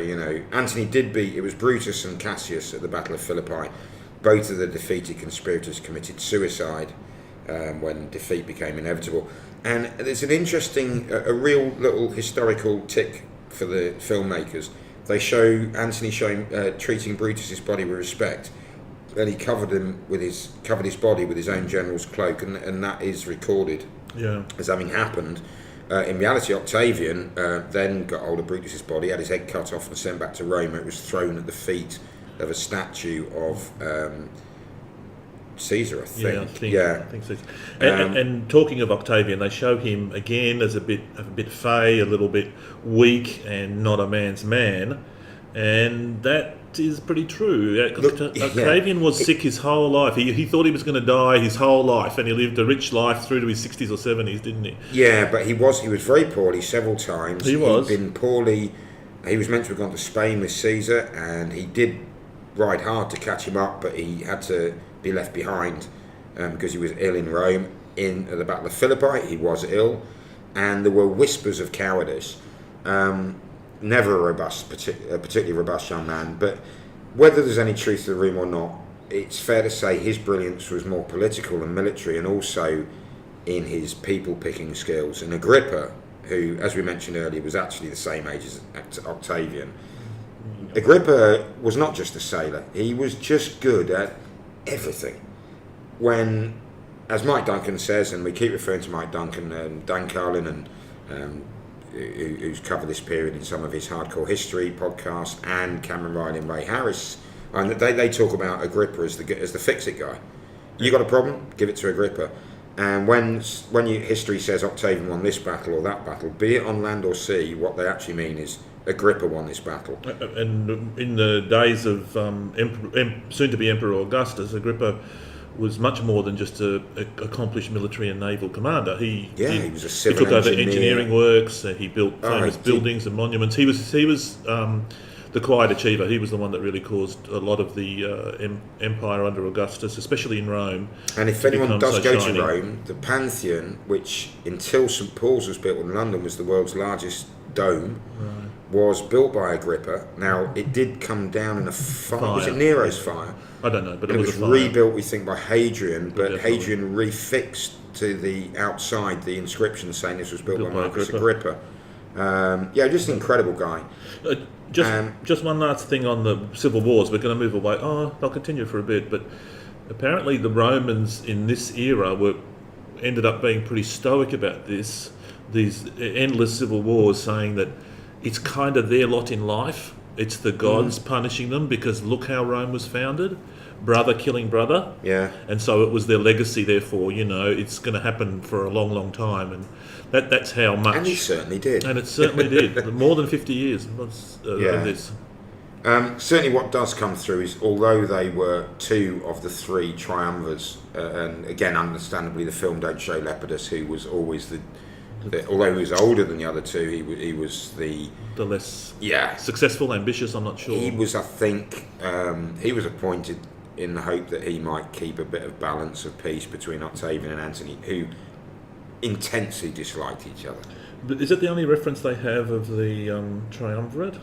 Brundisi, they have. No, in Brundisium later they will. Yeah, they do. Because you mentioned Caesar, and the triumvirate were who was the original triumvirate, as we think of the first triumvirate, was Caesar, Pompey, and Marcus Crassus. Yeah, but these triumvirate were pretty tough, and they apparently prescribed the death of Cicero. He's barely escaped with his life. Antony insisted on it. Octavian tried arguing to mitigate it for his mercy, and Antony was absolutely not, because Cicero had gone after Antony in the Senate with his very vicious tongue and is very effective.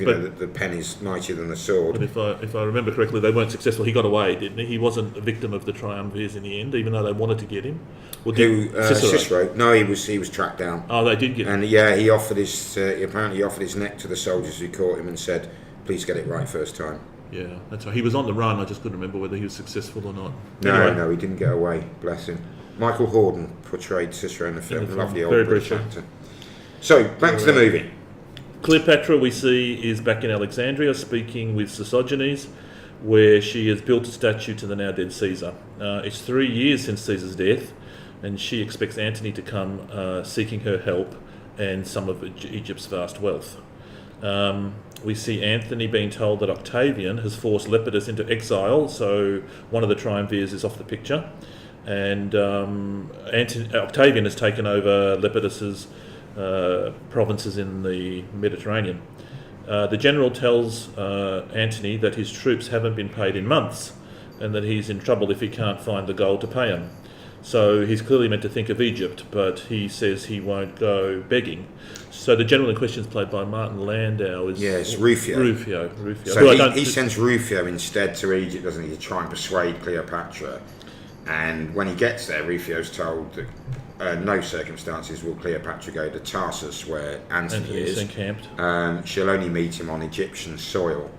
Then we see. Yeah, it's quite a clever compromise. Yeah. Then so no one's expecting her to appear anywhere soon, and there's a standoff between who's going to go to Egypt and who's not. But then the next thing we see is an Egyptian galley turning the corner at Tarsus, where Mark Antony's men are. She has developed this clever compromise that maintaining that while her ship has gone to Tarsus, Antony must come onto her ship, which she considers Egyptian territory, sort of a bit of a diplomatic ploy there. So she knows that there might be some benefit of her literally getting into bed with Mark Antony.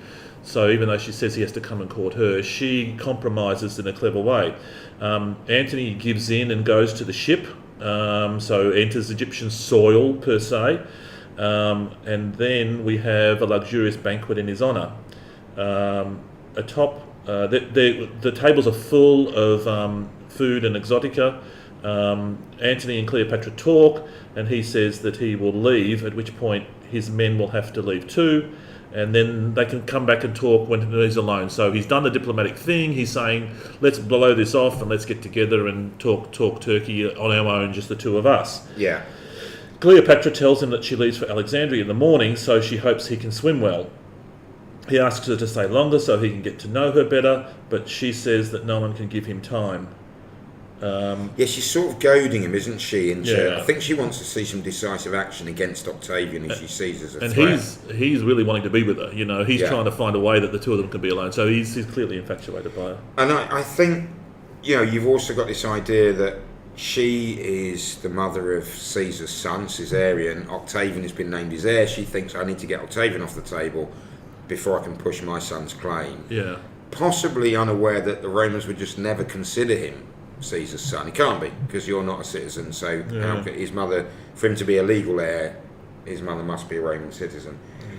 But Antony becomes, and he quite very well portrayed by Richard Burton, he becomes progressively more drunk, and she just sort of coldly watches him. Yeah.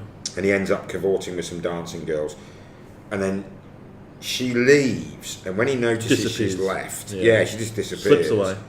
He runs after her and finds her apparently asleep in bed. Yeah. There's this famous necklace that she's got that's fashioned out of gold coins with the image of Caesar on them. So she's literally got her former lover and father of her son on these coins right around her neck and worth a fortune. He gets a bit jealous. Yeah, and he's a bit of a petulant child, isn't he? A little bit. And she says to him, not harshly, it's very well done by Elizabeth Taylor. She says, "You've come full of wine and self-pity," which, if she'd said it harshly, could be, absolutely send him over the edge. But it's actually said quite, almost like a mother to a son. Oh, look at you, coming here full of wine and self-pity. And then they kiss. And then they kiss, exactly. Yeah. So the reality on that bit, just to rewind to where we cut to Cleopatra and Alexander, there's no mention in the movie of Antony's disastrous attempt to attack the Parthian Empire. At this time, yeah. No, the Parthians were the successors to the Seleucids, who were the successors to the Persians of Thermopylae fame. Octavian did leave Lepidus out of the way, and he'd beaten the last of Pompey's sons, Sextus Pompey, and his star was clearly on the rise. Antony is portrayed as something of a drunken, self-indulgent whiner, and that seems to be quite accurate according to the histories that have survived. But again, it's always worth remembering that these histories are written by people who either lived at the time of Augustus's rule, and after the Civil War he made every effort to completely wipe Antony from the collective conscience, or they'd written after his rule, which was universally seen as a golden period. So Antony may have been propagandised against just a bit, or maybe a bit more. Quite a lot. Yeah. Okay, so back to the movie. We now see Octavian in Rome, in the Senate, running down Antony, saying that for years he has eaten the crumbs that fell from Caesar's hand. Octavian tells the senators that Antony is welcome to remain in Egypt as long as he wishes. Then we see Antony with Cleopatra. She warns him about Octavian and Octavian's ambitions. But Antony says there will be no war because the world is full of love. Yeah, quite charming, really. Yeah. So he's besotted and he's in a happy place. Yeah. Octavian is then shown with his loyal deputy Agrippa and his sister Octavia, recently widowed. Antony is expected to arrive at the Roman port city, Brundisium, where Octavian plans to offer Mark Antony the hand of his sister Octavia to form a strategic alliance and bind them closer together. Yeah, we'll just quickly reality check that bit. Octavian was actually supported by the older patricians in the Senate at first, probably for the same reason that the Egyptian court favoured young Ptolemy over Cleopatra, because they probably thought, he's more easily manipulated. Yeah. You know, all he's got is Caesar's name and a load of money. And massively underestimated the young man, because he did keep showing that he had rather good mettle. So by this stage, he was challenged repeatedly by various senators as having no status, you're too young to hold office, and he had to tread carefully, but it's just something he did very, very well, time and time again. Yeah. He did indeed intend to seal... He needed more time. I think him and Antony, he certainly knew that it was going to come to blows with Antony at some stage. Yeah, and throughout his rule, Octavian and then later Augustus, he was very adept at sort of sucking up to the Senate and saying how great they were, whereas everybody knew that really he would be the power as the emperor. He learnt from the death of his adopted father that you can't just be a bulldozer and ignore tradition, and you've got to have the trappings of tradition together with the reality of the power of the troops. He was also very good at divide and conquer, and was possibly part of the inspiration for Machiavelli when he wrote The Prince, and his advice to a newly appointed or a newly risen to power, if you come to power violently, get all your dirty work done straight away, and then it can fade into memory with the years of peace and prosperity you bring a people, and it's pretty much what Augustus did, or Octavian did. Okay. But anyway, back to what we're doing here. The movie. Yeah, back to the movie. A messenger arrives at Cleopatra's court, telling her that Antony and Octavian have made a great pact, and it's one of these great "don't shoot the messenger" things. And he says Antony has 10 more legions under his command now, given by Octavian. He's to rule the whole of the Eastern Empire, and Egypt has been declared an ally of Rome. And Cleopatra is absolutely delighted. And then one of the courtiers says, "Wait, there's more, isn't there?" And the terrified messenger says, "No." And he says, "My lady, or your highness, he's terrified." And she went, "Come on. You can be safe, just tell me." He went, "Antony's married Octavia." And he says that Antony will come to Alexandria to sign the treaty between Rome and Egypt. And she kind of goes a bit nuts. She appears deranged with grief and fury. She's screaming "Antony" into the night, and she slashes at a robe of his with a knife, and then at the bed drapes. And she kind of... Yeah, and then we cut to Antony who's now located in Greece, I think, and is having a meal with his new wife, and it's all going very badly compared to the passion and joy and dancing and wine and they're very love, polite, aren't they? love But he's sort of Cleopatra staring out into the night, and but she says, "Does it please you?" What? Oh, yes. Oh, yes, thank you. yeah, Lovely. yeah, it's they're at the long. They're at the opposite ends of a very long banqueting table. You know, all the distance that you want to imagine of that scene. It comes across in their dialogue. Then we Rufio see arrives, Rufio, Anthony's general, who, he was on the scene with Caesar. Rufio, played by Martin Landau, arrives to say that another messenger to Cleopatra has also been turned away. Rufio tells Mark Antony that he has to go himself. In other words, Antony must go, but Antony turns around and said he's worried that she will turn him away too.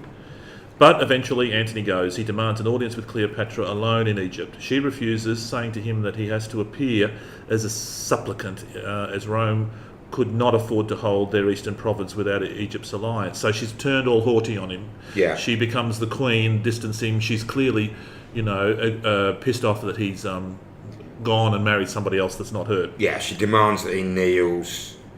He does so, but then she says, if Rome wants its allowance, he must give, and she lists Syria, Cyprus. That she must be direct ruler of. Yeah. Basically, they got to cede about a third of their empire to Egypt. And he argues, and she says, well, if you can't make the decision, why don't you speak to your superiors in Rome? And he says, who do you mean? She said, Octavian Caesar. Then we see later on, he does achieve his private audience with Cleopatra.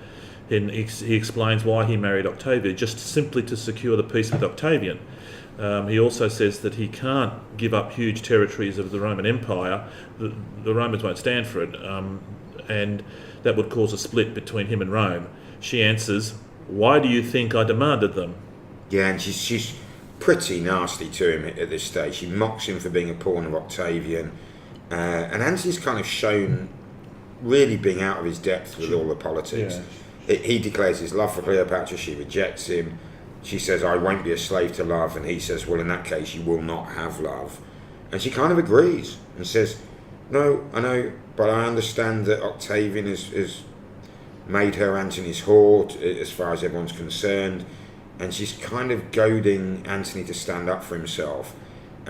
He agrees that, Octavian's ambition is to rule Rome as its emperor, and she says, what's your ambition? He said, I just want to spend some time with you. And he is like a love-struck teenager. And she says, right, you must marry me under Egyptian tradition. You must see the territories you listed so that you assert your own authority, or we'll lose everything. So why don't we pause for a bit there and talk about the history? That was quite a bit. I mean, that last bit you're saying that he just says he wants to be with her, love-struck teenager sort of thing. That bears out what you said before, that he doesn't really have a lot of ambition. He's a really good lieutenant. He reminds me of Pompey. Pompey. Pompey wanted the honour and the triumph, but he never wanted political power. He was doing the Senate's bidding in this war against Caesar. Yeah, he was quite happy to just retire and live a comfortable life. And bear in mind, Pompey had been married to Caesar's daughter, Julia, and apparently it was a joke amongst the Roman political classes of he's actually in love with his wife. And unfortunately, when she died in childbirth, that brought about a break between him and Caesar. But I think Antony's ambitions were just the freedom and wealth to pursue the activities that brought him pleasure. And he was a military man. He would do whatever you told him to do, but to have the ambition to come up with a vision, maybe he wasn't that guy. And here we see this coming out in an interplay with Cleopatra. Yeah. But let's just go back a step. How did we get... Yeah, Octavia was indeed given to Antony in marriage. Almost certainly wasn't a very happy marriage. Yep. She was... by all accounts, she was a pretty savvy lass herself. She'd been brought up in a political family, and she was a bright girl. I'm not sure how she'd have felt towards her brother, giving her away to his, political reasons. Basically the person who everyone knew was or was about to become his arch enemy. The thing about Cleopatra and the grief-stricken rage, I'm not sure she'd have been genuinely grief-stricken through jealous love, or more likely the potential ruin of her ambitions and plans.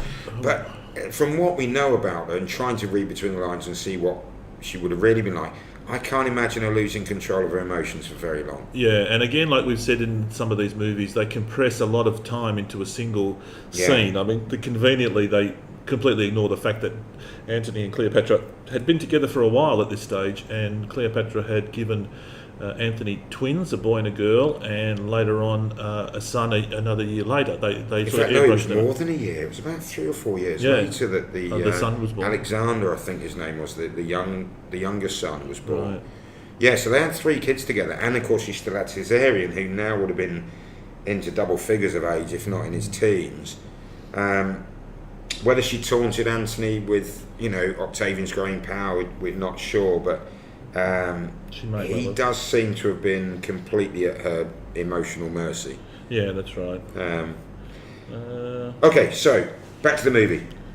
The Senate is furious. Octavian's whipping them into a fury, and an embassy is sent to Egypt, sort of basically demanding what on earth's going on, because Antony's still there, and Antony refuses the Senate's demands and says the right to rule the territories that were listed by Cleopatra has been given to Caesarion in Egypt.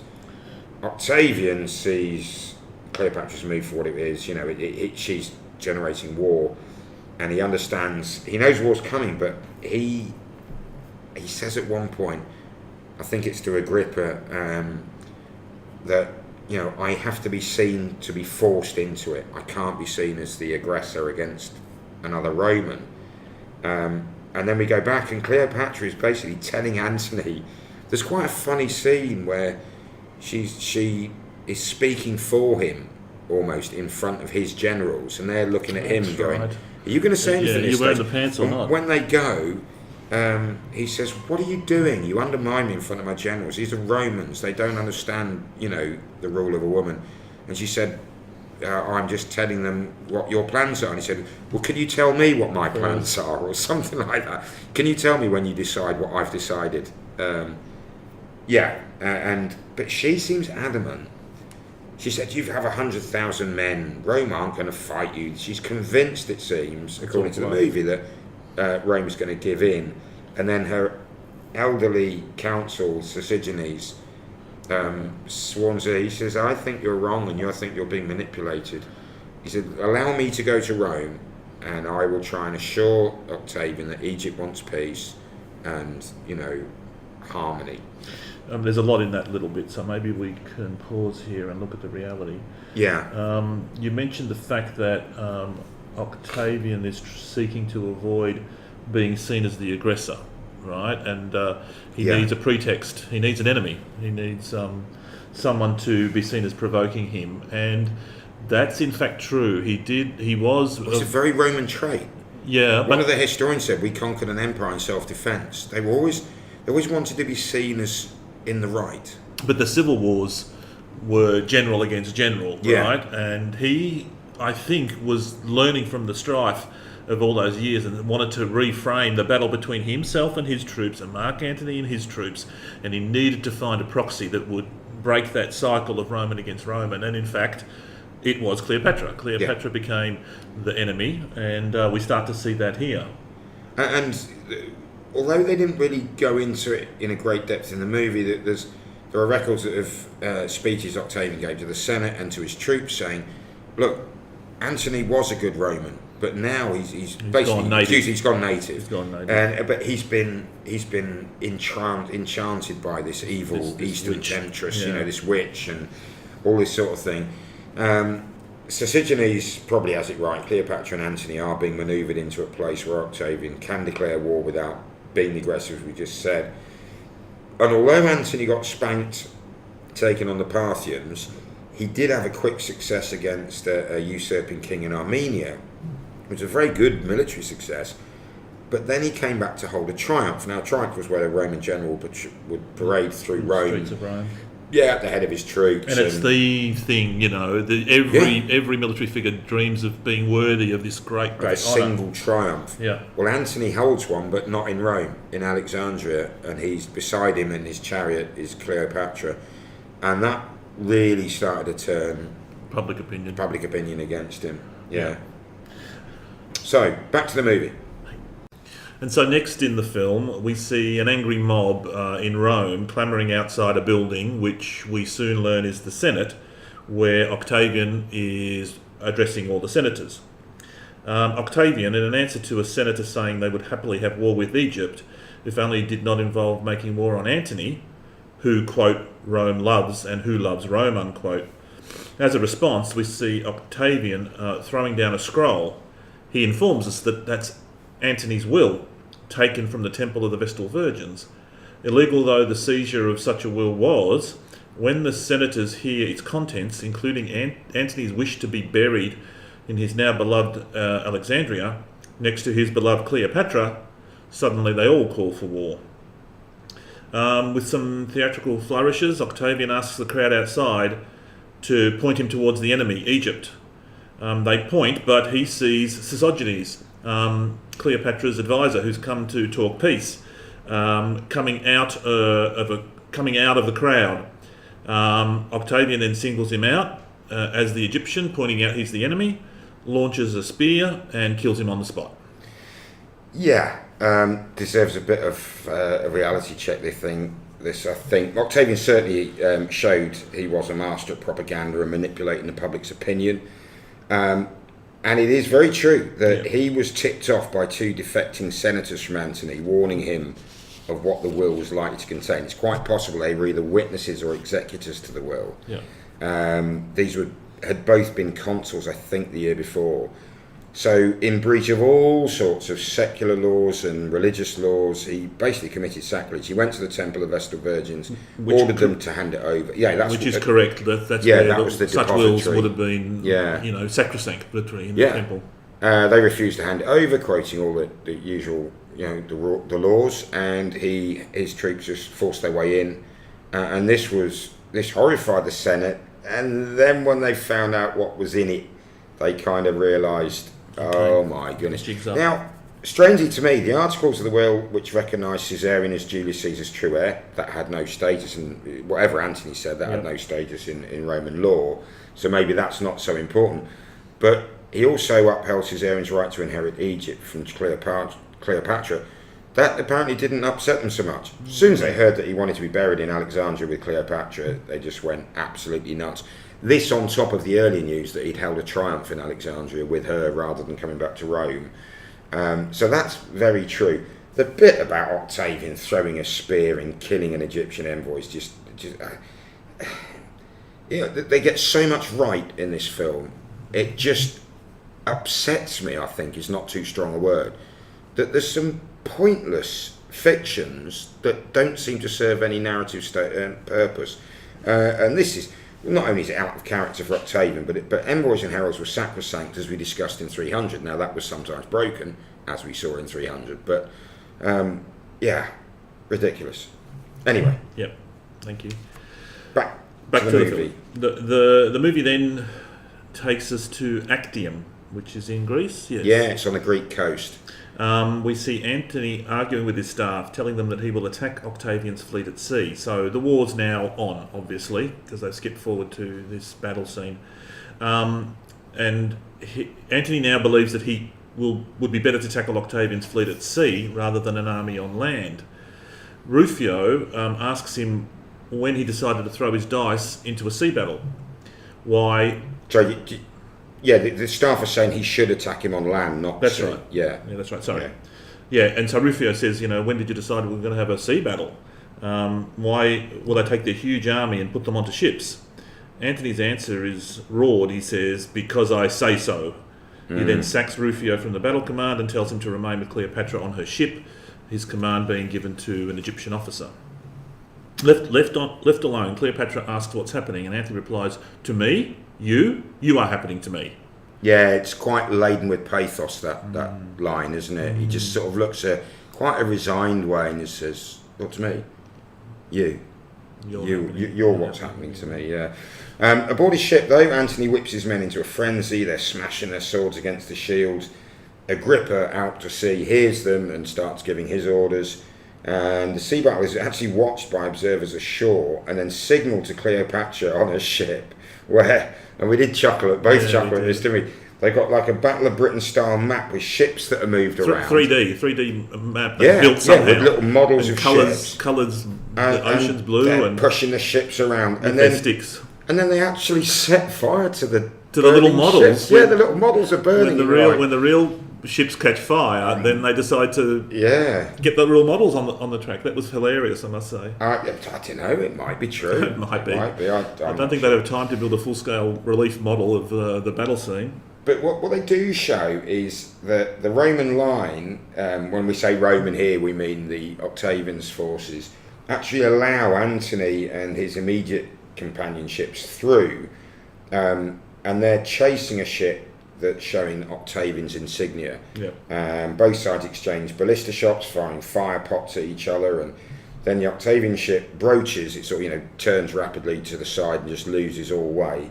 And Antony runs down to it, ready to board, he hopes, and end the battle by killing or capturing the enemy commander, namely Octavian. And they drop a gangplank over, don't they? And Antony, being the brave soldier that we know he was, he leaps into action and sees someone wearing a fancy gold face mask. Yeah, and he thinks it's Octavian. And he challenges to single combat and is quite surprised when he bests the opponent, rips his helmet off and sees it's not Octavian at all. And he says, "Where is Octavian?" And this soldier goes, "Oh no, he's not here." Then we see Agrippa giving an order to hit Antony with all that we have. Unexplained to us, the remaining Roman ships that have so far been unengaged quickly best the Egyptians / Antony's fleet. Antony's generals ashore, watching this battle near the scale model, realise that the battle at sea is lost. I think the scale model's on Cleopatra's ship. Oh, was it? Yeah. I thought it was up above the cliff face. Oh, they might have had one as well. No, if it was on Cleopatra's ship. Because on the cliff they were signalling down with a mirror. What it was. And obviously it's like, ship number 43 is now on fire, ship number 27, come in, your time is up. It would have been Cleopatra's ship. But the staff realise that... the jig is up. Yeah, and so does she. Yeah. And she says to her admiral, right, we're sailing for Egypt now.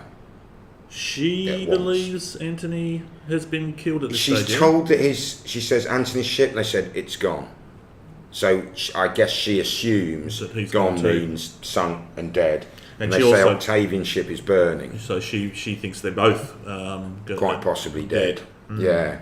And then Antony's Roman land army commanders see Cleopatra leaving, believing both Antony and Octavian dead. They scornfully say, "Remember this. The victors sailed away."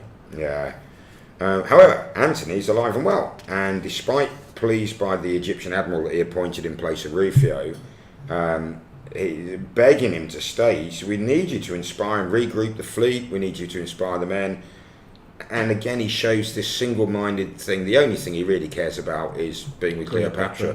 So he jumps into a ship's launch, like a smaller boat, and heads off after Cleopatra, ploughing. Up with her. Yeah, and the men swimming in the water who obviously come off destroyed ships, and they just plough straight through them. So we've had the Battle of Actium.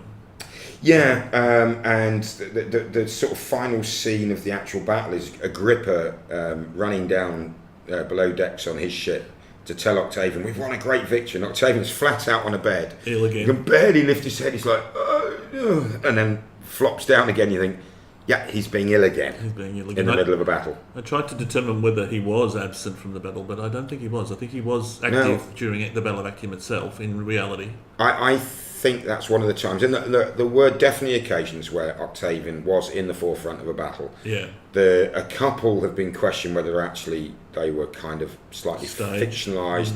There's one very reminiscent of an Alexandrian legend, of which probably almost certainly did happen, because we know Alexander led from the front, with a few of his bodyguard being the first man over a wall to go and open a gate. And when that happened to Alexander, he took an arrow into his lung and fought on. Man. Now, that didn't happen to Octavian, but it does sound a bit Alexandrian, whether it's true or not, but that he had to try and get rid of this stigma of possible cowardice. And I'm pretty sure he was aboard Agrippa's flagship. Right, his flagship. That's familiar. But I suspect he'd have... Agrippa, being the consummate second in command, would have said, known what to do, but he would have probably said, to Augustus or to Octavian, "I think we should do this. Excellent, carry on. I think so too." Yeah, I can imagine. Just to keep the pretense of... As we said before, there is Octavian and Augustus in his later life had a reputation for being poorly, quite sick, and not being particularly robust. And I think they're playing on this, but maybe a little bit too much. Now that he's been sick consecutive battles. Yeah. What about? Okay, should we just do a quick reality check up to the Octavian being in bed? Yeah. Okay. There is some truth in the argument between Antony's staff, and historians have wondered ever since why he chose to fight at sea. However, mainly because he'd rarely done so himself, yet Agrippa was a very capable naval commander and had proved it several times. But Antony was trapped. He'd been outmanoeuvred in the last months of the winter, which is not shown in the film, really when the Ionian Sea should not be saleable for the ships out in those days. Agrippa had swooped down and taken basically Antony's land store, the harbour city that was storing all Antony's supplies, and he grabbed it. And Antony knew basically he was on hiding to nothing straight off. He either had to fight on land or sea, and I can't help feeling, amateur historian though I am, I can't help feeling that he always had an eye on, right, what would be if it all goes wrong, what's the easiest way to get away, me and her, and it would be by ship. Possibly, I don't know. Well, what about the film portrays Antony being a larger, more powerful but slower ship as well? I think that's correct, isn't it? Yeah, they in the did. battle? I think the Egyptians had more ships, slightly more ships. I think the numbers. I mean, you've always got to be careful with numbers, particularly with people like Cassius Dio, who say if there was quite a lot, it was 10,000. Yeah. If it was a real lot, it was 1 million. He just make numbers up out of his head, it seems. But 300 to 400 on the Egyptian side, 250 to 350 on the Roman side, we think. I mean, it's enormous sea battle. Yeah. But it wasn't really that decisive in what happened on the day. A lot of the reason that people think of Actium as the climax of the civil wars is because Augustus made it sound like that. Okay. Again, Octavian, with some very deft propaganda afterwards. But what did happen is once Antony and Cleopatra had left, it wasn't a military victory as such, it was the diplomatic one though, because once they left, most of their ships that just went, yeah, okay, well, if they can't even be bothered to stay and fight, we're not going to stay and fight.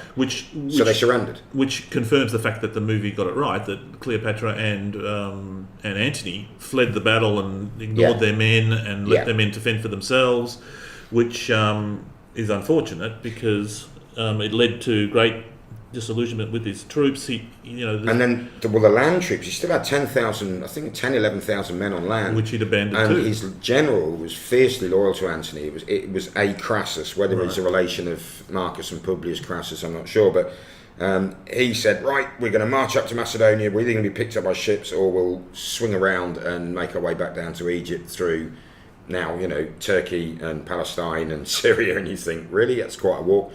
And his troops went, nah. They just refused to go. So in disgust, he went and rejoined with a few officers and rejoined Antony somehow. But this business about running down Octavian's ship is a bit more poetic license. Whether Octavian was ill or not, as we've said, we don't really know. So the outcome is correct. There was a battle that Antony and Cleopatra lost, and they did disappear from the scene and didn't care too much about the message that sent to Antony's men.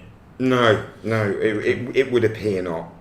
So back to the movie, Antony, and I found this bit quite frustrating and strange. Antony catches up and he's brought aboard Cleopatra's royal galley. He's met by Rufio, who sort of stares at him, swings around and walks back inside, and we can only assume goes to tell Cleopatra that he's there.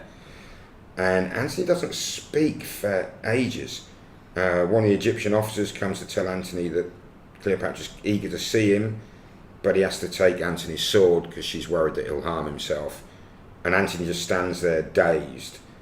And as far as we can see, he doesn't go and see her, because the next shot is then back in Alexandria, and he's sort of walking along some rocks by the waves, by the sea, in a simple cloak. She's watching him, but he won't come to her, and then she enters the throne room to find him sitting on a throne staring into distance, and she pleads with him to hear her out as he gets up to leave. Because she comes to the conclusion that she abandoned him in the heat of the battle when he needed her to be there. They needed to be together. He thinks that she abandoned him, right? Yes. Well, I think she thinks that he thinks she abandoned him. It. Yeah. And it is resolved, but it just goes a bit like the entrance to Rome with Cleopatra. It just goes on a bit too long for me. I found this, and before too long in the film, they're reconciled again, and But she does have news and says, "Look, Octavian's crossed Syria. He's entered Egypt. He's invaded. He could be on us in weeks. Our army awaits your orders. Why do you stare at me with hate? Is it because I ran away? I only left because I was told you were dead." And then she collapsed sobbing to the floor and says, "They told me you were dead." And he, at last speech, says, "Well, they're right. I am dead." Very and pathetic. It's sort of, really? He's still being this whiny, self-pitying sort of... Teenager. Yeah. Which is brilliantly played. Yeah. I'm sure that's exactly what Richard Burton was trying to portray, and he does it very well. Octavian is seen advancing with his army, and they're all very cheerful, and everything's going well. And then Agrippa is sent to appear before Cleopatra, and he says Octavian no longer considers her his enemy. She can avoid war just by handing over, what did he say? A token. A simple gesture. And she says, "What is it you want me to hand over?" And Mark Antony's lurking in the background. He can hear all of this. Yeah, and he says, "We want Mark Antony." Yeah, he knows that he's really threatened. She rejects the offer. Then the next scene. Which kind of, you get this thing of, okay, actually, she probably has fallen in love with that. In the movie portrayal, she probably is in love with Antony, and she's not completely self-serving and just doing this to see what she can get out of it. No. And if she had, she'd have switched sides already. Yeah, that's true. Because Octavian's clearly on the rise. Then next, we move the action to Alexander's tomb again. Cleopatra goes there and finds Antony. She tells him off for his drunkenness and his self-pitying behaviour. He wonders angrily why she didn't give his head to Agrippa, as just asked. She says that she has come for Mark Antony. What is left of their army awaits him. Yeah, she almost implies, I've come to find the real Mark Antony, right. Not this, she scolds him, doesn't she? She says, again, I find you full of wine and self-pity. And then she starts slapping him. To she wake hits up. him a few times, doesn't she? And then he hits her back. He hits her back, one almighty thump. And he absolutely launches her off her feet. She shows no ill effects other than looking a bit shocked. Yeah. But then we see the resolution of all this angst that he's suffering. And it all comes pouring out of him. And he says, you didn't deserve to save your own skin. You're a mother. You ran away to save your son. You're a queen. You ran away to save your country. Yeah. What's my excuse? I'm a soldier and I ran away for love. And actually you realise it's not her he's angry with. He's just disgusted with himself. Yeah. It's a very, very Roman attribute. You do not turn your back on the enemy. You stand and die rather than run away. You never give up. Excuse me. And that's exactly what he feels he's done. Okay. And he will be judged for having done. Yeah, he knows. And that does sort of have a cathartic effect on their relationship. Cleopatra then admits that her love for him, which is obvious in the movie. She says that she's no wish to live in a world without him. She says she'll die with him or live with him. It's his choice. And we sort of see him snap around then, don't we? Yeah, that's right. And the next scene is there's some officers on horses, including Rufio outside, and Antony in full armour runs out, springs onto his horse, smiles at Cleopatra and rides out to command his army. Meanwhile, we see Cleopatra told that posters have been distributed in the city, and she sort of rolls her eyes and said, Octavian's agents at work. And they say, they're offering peace to Egypt if the people desert you and Antony. And they're signed, she says, by Octavian, Gaius, Julius, Caesar, Augustus. Now, we've already said that Octavian was very good at propaganda and manipulating, but this could be some possible realm that he was handing out leaflets somehow to the populace. Yeah, I mean, if we go back to the reality check up to that point, the bit with Antony, we don't really know much about what happened because it was a year from Actium to the invasion of Octavian. Yeah, the movie suggests it's a couple of days or something like that. A few weeks, but Cleopatra and Antony, the mood can't have been very optimistic or cheerful. They certainly kept themselves busy, building more defences, trying to build more ships, trying to bring in more soldiers. The bit about the posters, it's possible leaflets being distributed. I'm not sure how literate the populace would have been. Probably a lot more than we'd imagine. But he wouldn't have used the title Augustus. That was bestowed on him on a Senate decades later, and he never used it. It's a strange little anomaly. Again, like you say, they just get these little things wrong after getting a lot right. It's almost like they had some weeks. They had one advisor who was absolutely spot on his detail of Suetonius and Plutarch and Cassius Dio. But there's times where he had to go away and maybe work in the university he was from. And they got some other bloke in who'd seen a couple of Hollywood films about Rome and thought he knew stuff, or he Wikipedia'd it, not in 1963, no. But I don't know. There's some really smart, as you said about Catullus, some surprising details that are really accurate, and then there's some really big stuff that's. Okay. Anyway, Cleopatra, I think we're meant to understand she knows that the gig is up pretty much, and she orders the captain of her guard select a few of the best men of the royal guard, dress them as merchants, and they are to take Caesarion out of Egypt till it's safe to return. The captain begs her to leave, but she's absolutely certain she won't. Meanwhile, Octavian says to Agrippa, he very much doubts there'll be a battle, but he does want both Antony and Cleopatra alive, and he says her second arrival in Rome will surpass her first. So he's obviously planning to parade her in his triumph. We see Cleopatra farewelling Caesarion. Who's probably about a 9, 10, 11-year-old boy by now, isn't he? Yeah, and she sends him on his way with a 4-man disguised bodyguard. We see Antony arrive in the camp to learn that Octavian's 20 legions are just across the ridge, close enough for their campfires to be seen at night. Antony's only got 2 legions, so he comments that their fires will be inviting to his men. He plans to attack Octavian at first light, denying Octavian any initiative.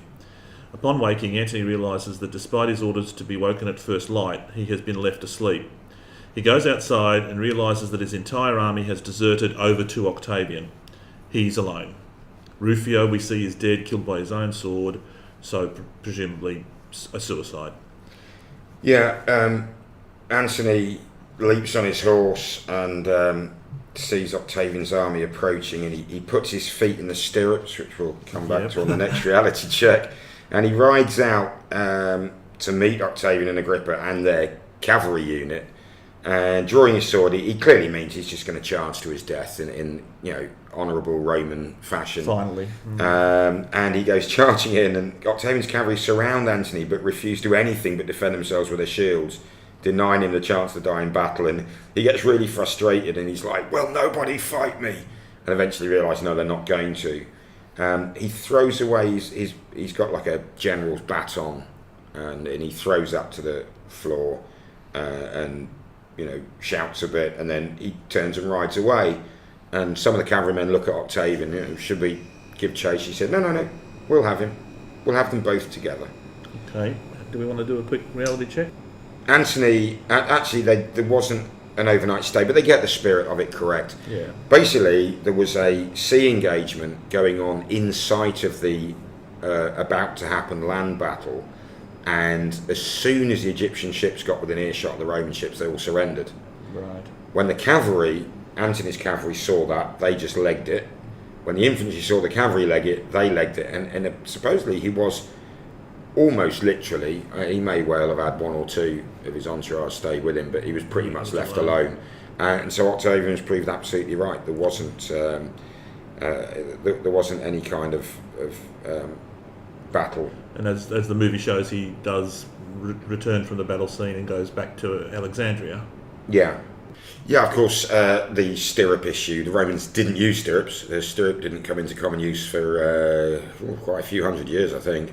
But they had a saddle which, rather than the saddles we think of now, which have a pommel at the front, which goes between your legs, they had, it was raised, there were raised posts in each corner, front right, front left, rear right, rear left, and your legs went either side, and those 4 posts sort of held you in place.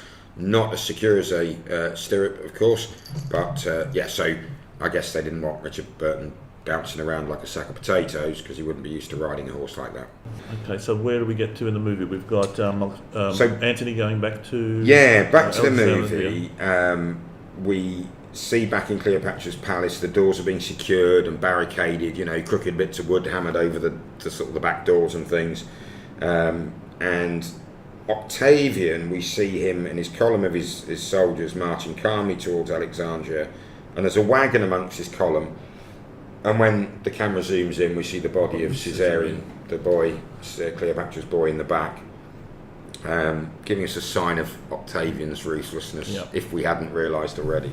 We see Antony being told that the Queen has left word to tell him that she will be found at the very last place anyone would look for her. Antony understands the clue and asks the captain of her guard to help him kill himself. When he stares at him, Antony takes his sword and stabs himself in the stomach. Yeah, and it is quite pithy. He says, I was always envious of because he's struggling to get the sword far enough away to bring it back into his stomach. And he says, I always envy Rufio. Long arms, you see. And it's like, that's actually quite James Bond-like, little pithy in the face of death. And then he does. He stabs himself in the stomach. Yeah, the captain runs up to him to hear Antony say the ultimate desertion, and replies that Cleopatra is in her tomb waiting for Antony. He helps the dying Antony to her tomb and then raises him up on a platform to the high opening where she's awaiting for him. So we see Cleopatra cradling the still dying Antony. His head is in her lap, and she says that at least he will have a soldier's death. Yeah, he asks her for a kiss, which she duly delivers, and it's quite a lingering kiss. Yeah. And when she raises her head and we see his head, he does that classic Hollywood indication that he's dead, because his eyes are closed and his head then flops to one side, which doesn't look entirely natural. But so Antony's died. So what are they trying to get at with that thing in the clue where he says you'll know where to find me? He thinks therefore the that last she's place died. Anyone will look for me is in the last place is your resting place. Yeah, but so it's a tomb. But I'm thinking he thinks she's dead in the tomb. Oh right, she's dead in the tomb. I'll kill myself. And whereas in fact she was well alive and well, just hiding out there. You'd think the captain of the guard could have pointed out that she was there before Antony stabbed himself in the stomach with a sword, because that, I imagine, was very painful. Well, do we want to comment how much of that's accurate? Yeah, Antony returned to Alexandria, according to the sources we have, was absolutely furious and possibly suspected Cleopatra of engineering the mass desertions and the surrender, already looking to her future. So he does, in reality, we think he probably did think he'd been sold down the river, as she may have done, we don't know. Scared of his anger, she was hiding in her almost finished mausoleum, but she sent a messenger to tell Antony that she was already dead. That's when he thought, right, well, if she's dead, that's it, I'm finished, there's no reason to carry on. Went to his room and indeed stabbed himself in the stomach with a sword. Hearing what he'd done, he says Cleopatra sent for him, which is a bit cruel. So he's either dragged or carried to a mausoleum, and they did have a few minutes together before Antony died. According to, and again I think this is gossip columnist Suetonius says, he called for one last cup of wine for them to share before he died, but then he did. So look, they got a bit of it right. I mean, the mausoleum scene and him killing himself first, thinking that she's dead. It's a bit Romeo and Juliet, isn't it? I was just going to say. He thinks she's dead, so he kills himself. Then she finds out, or he's given himself a mortal wound. But you do think, could you not have gone and seen him, love? Yeah. I mean, if you're too lazy, I'm sure you got people who could carry you there. So we're kind of getting to the end of the film to some degree. We got Octavian's army entering a dead quiet Alexandria. Once they reach Cleopatra's palace, Octavian and his staff find the guard captain dead, having taken poison. Octavian is told that Cleopatra has been found, locked in a building. He also learns that Antony is said to be dead. Octavian goes into something of a rage that is said so matter-of-factly, like, the soup is hot, the soup is cold, Antony is dead. Coming before Cleopatra, Octavian says to her that she mustn't lower her head before Caesar. She replies that she would be happy to before Caesar. Replying, I am Caesar, to her, she retorts, if it pleases you. Yeah. So he's trying to assume Caesar, and she's referring to Julius Caesar. That Yeah. And he says, I am Caesar, if you say so. It's kind of like, whatever. Yeah. Yeah. Okay, Octavian then tells Cleopatra that he will allow her to live, continue to rule in Egypt as a quiet queen, but she has to accompany him to Rome first. Yeah, I think she realises that she's going to be the star attraction in his triumph, and she replies that when she's ready to die, she will die. And I think he offers to he says, oh no, because doesn't she say something like, and you'll let me live and come back and rule? He says, I'll do everything I can. What a politician's answer that is. Yeah, exactly. Yeah, it might not be enough, but I'll try. And then he actually does offer, realising what she's threatening, he offers to promise that she will live and be returned to Alexandria. She asks about Caesarion, and Octavian says, oh, I don't know, I'd forgotten about him. And she says, will he be allowed to rule Egypt? She said, if I go to Rome with you, will you allow Caesarion to stay here and rule?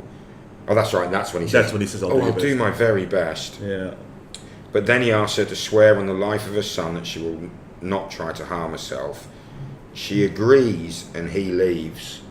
And then he says, you're sure you're not going to? He said, I've just sworn on the life of my son, showing that she's fully aware her son's dead. Yeah. She then asks her maid to bring some fruit to eat to sustain herself for a journey. She asks for a tablet, and she says she must write a message to Octavian. Octavian then receives her message, which stipulates her burial request next to Antony. Octavian, realising that she intends to die, rushes to the tomb where he had spoken to her just recently. A snake is seen sliding away. Cleopatra, dressed in funeral finery, is dead. One maid is dead, while the other one is dying. Yeah, that's right. And just about the last line in the film, isn't it? And says, Agrippa says to one of the maids, do you know what you've done? And she said, yes, and it was done most excellently, or something like that. And then the maid dies. Because they denied Octavian his prized possession in his triumph back in Rome. And that is the end. That is finally. The end. So before we conclude, the last bit of reality check. When Octavian had Cleopatra brought in front of it, we are told, bearing in mind what we said earlier, that Cleopatra was heavily slated after this, or propagandized against. I'm not sure that is actually I think it is a verb. But she, according to the sources, she initially said, well, none of it was my decisions. It was nothing to do with me. I'm just a woman. Yeah. Antony, it was all Antony. Seeing Octavian's disbelief at this response from her, because I don't think he was ever going to underestimate her influence, she just tried simply begging for her life. And he did agree, pretty much along the lines of that portrayed by the movie, saying, okay, you come back with me to Rome before I release you back to Egypt. Even though people were writing during or after Augustus's life, Octavian's life, they do kind of hint that it's almost certain she would not have been released back to Egypt. Yeah. Or maybe he would have just kept an open mind and seen how... He'd made such an enemy of her in the minds of the Roman public that it would have been hard to rehabilitate her. But then again, I mean, look at Caesar's expectation for Pompey, that he'd chased across half the Roman world, and we could have expected Julius Caesar to maybe pardon a great enemy. But Octavian's not Julius Caesar. The Senate, and then he'd forgiven them all. No, absolutely. I think that is the point. If anything, he's more effective. If maybe not quite as charismatic. But yeah, Cleopatra, realising she'd be the star attraction in Octavian's triumph, and then almost certainly killed or exiled, decided to kill herself. The manner of the death? Yeah, it's entered into the collective consciousness that she did it with an asp or a cobra or some kind of snake.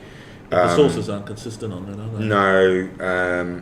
It was almost certainly poison, whether it was delivered by a snake's fangs or it was poison from a snake that she drank. We don't know, but she killed herself anyway. And it does seem that Octavian, in that act, gave her quite, wow. She lived like a king and ruled. She ruled like a man. Bear in mind, this is a very male-dominated society, the Romans. And she died like a man, died like a soldier, and he gave her some props for it. However frustrated and angry he was. Okay. So we've come to the end of a very long film. With anything else? Yeah, I was just going to wrap up with what happened to her children. Oh, yeah. She'd had 3 children with Anthony, twins, and then a younger son. Yeah. And of course, cesarean. Now, cesarean was actually it was 10 or 11 days after Cleopatra's death that he was found and immediately executed. On Octavian's orders. There's no way he was allowing a blood son of Caesar's, however illegitimate he might seem to be. Yeah. But Cleopatra and Antony's children were spared and were brought up by Octavia's sister and Antony's widow. So she was bringing up, and supposedly, with great care, brought up alongside her own children. Yeah, I was going to say they had their own children, and they was brought up as one family according to history. Which just shows us that Octavian, I think, was in a sense like Caesar. He would do what served him best, but he wasn't. I don't think he was cruel for cruelty's sake, but he was utterly ruthless if he needed to be. Now the 2 sons, it would appear, did not survive to adulthood because they simply disappear from the historical record. Cleopatra and Antony's sons, but her daughter Cleopatra Selene, she survived, and she was married to King Juba of Numidia.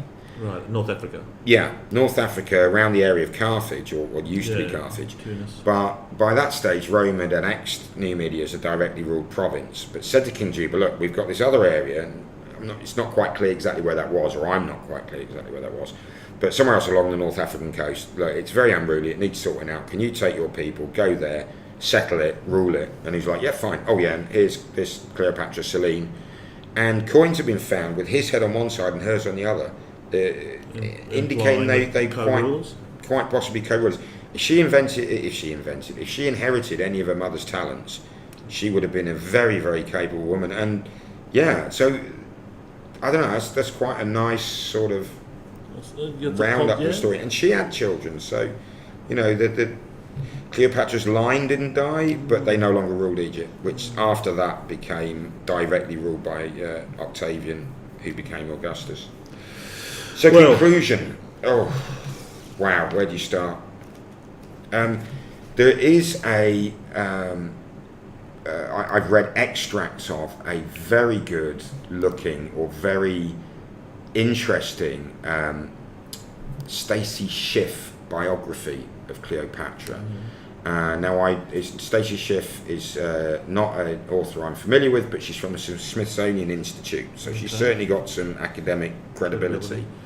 And she mentions that Shakespeare attested to, despite all the written records, pretty much propaganda side, making her as this Eastern temptress, as we've said all the way through.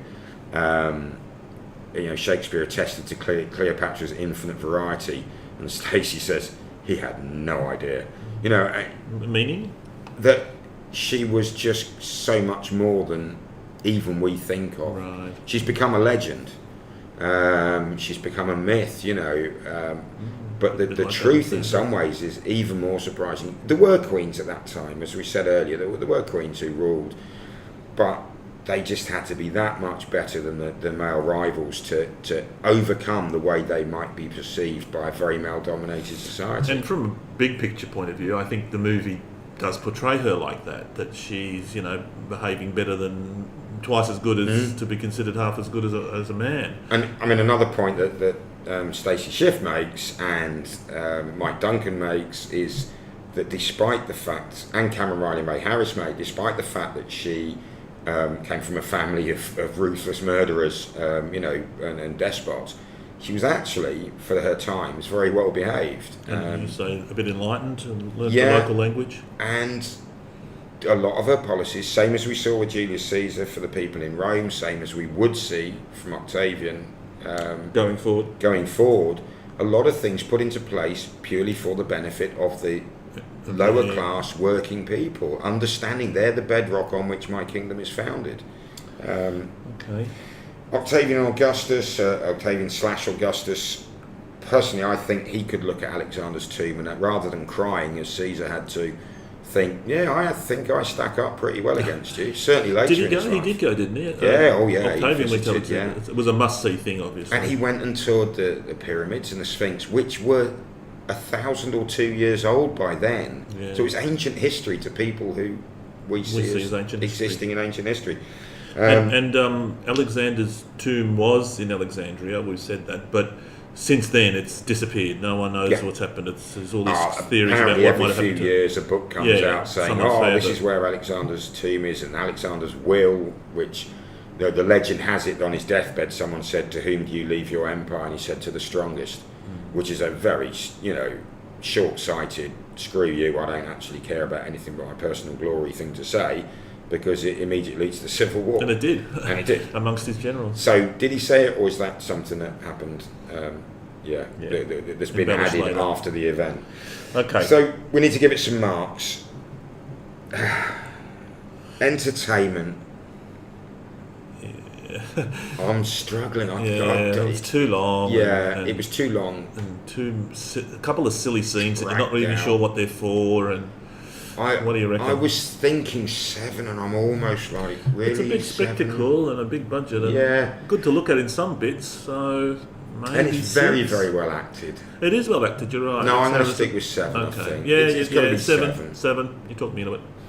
What about history? It started off so well. I like some of the little asides that they had. Yeah, and the general, the feeling, the impression you get of Caesar, spot on. The impression you get of Cleopatra, spot on, except for the losing control through emotional grief, which I think she was too much savvy to have done, but I don't know, obviously, until we put a Mark time. Antony, follows the orders, loyal deputy, do what you tell him. Left to himself devices, I'm going to get drunk. Yeah. And whinge. That's true. And Octavian as this, Octavian thing was Roddy McDowell did a fantastic he was a really job. good job. The acting's really good. There's some fantastic details. My problem is, when we did Rush with Ron Howard, when we did Hidden Figures, they changed things to within the parameters of their time frame and their movie. They compress things and combine characters to and stuff illustrate like that. a truth. Yeah, I could understand that. Hidden Figures compressed a lot of time. This strays from history. Had no excuse about compressing just the time because it you. went on for hours and hours and hours. And some of the inaccuracies are there for no reason that I can understand. They don't and for progress that, the narrative at all. No. So it's not as bad as Gladiator, which completely changed the ending to lead us to believe something wonderful and lovely and modern democracy happened when in fact it was complete nonsense. Yeah. So it's not that bad. So what do you reckon for history? What do we give it for entertainment? 7. 7. Well, we'll have to give it less than that. It's got to be 6. It's got to be 6. Which I feel harsh because they've got some great little things, but I'm frustrated that... We won't give a half, will we? No. Splitting hairs. I think 6 for me feels about right.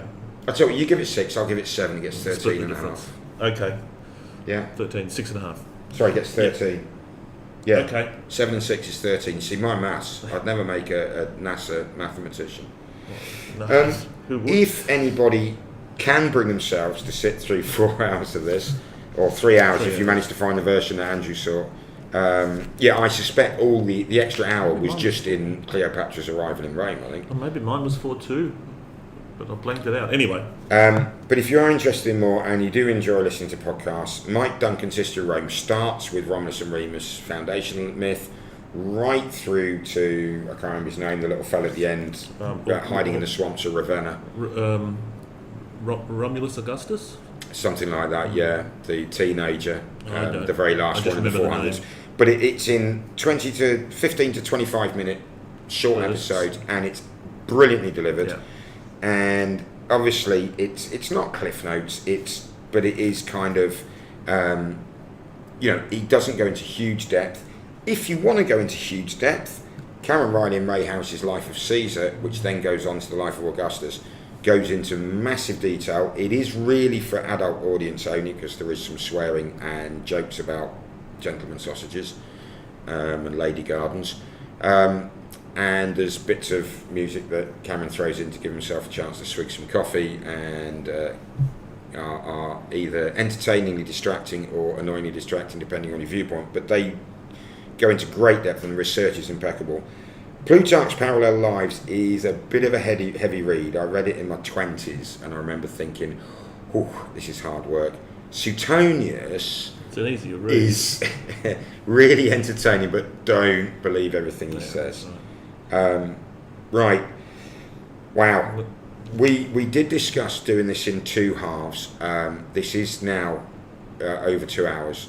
So we're going to put it out in one massive... You made your decision. Yeah, we're going to put it out in one massive episode. But just over halfway through, we have our little 2-minute or 30-second intermission with Bang Bang by B.A. Robertson that you heard.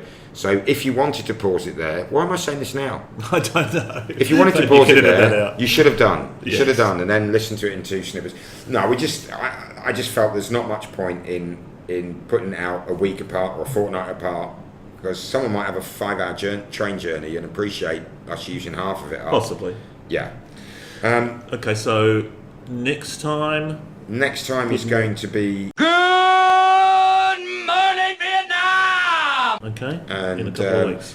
I think, and I can think of what our outro music should be. So, Let's leave that to a surprise, I yeah. guess. Given how long we've been here recording this and inflicting it on our dear listeners, Okay, well on that note, thanks everyone. cheers.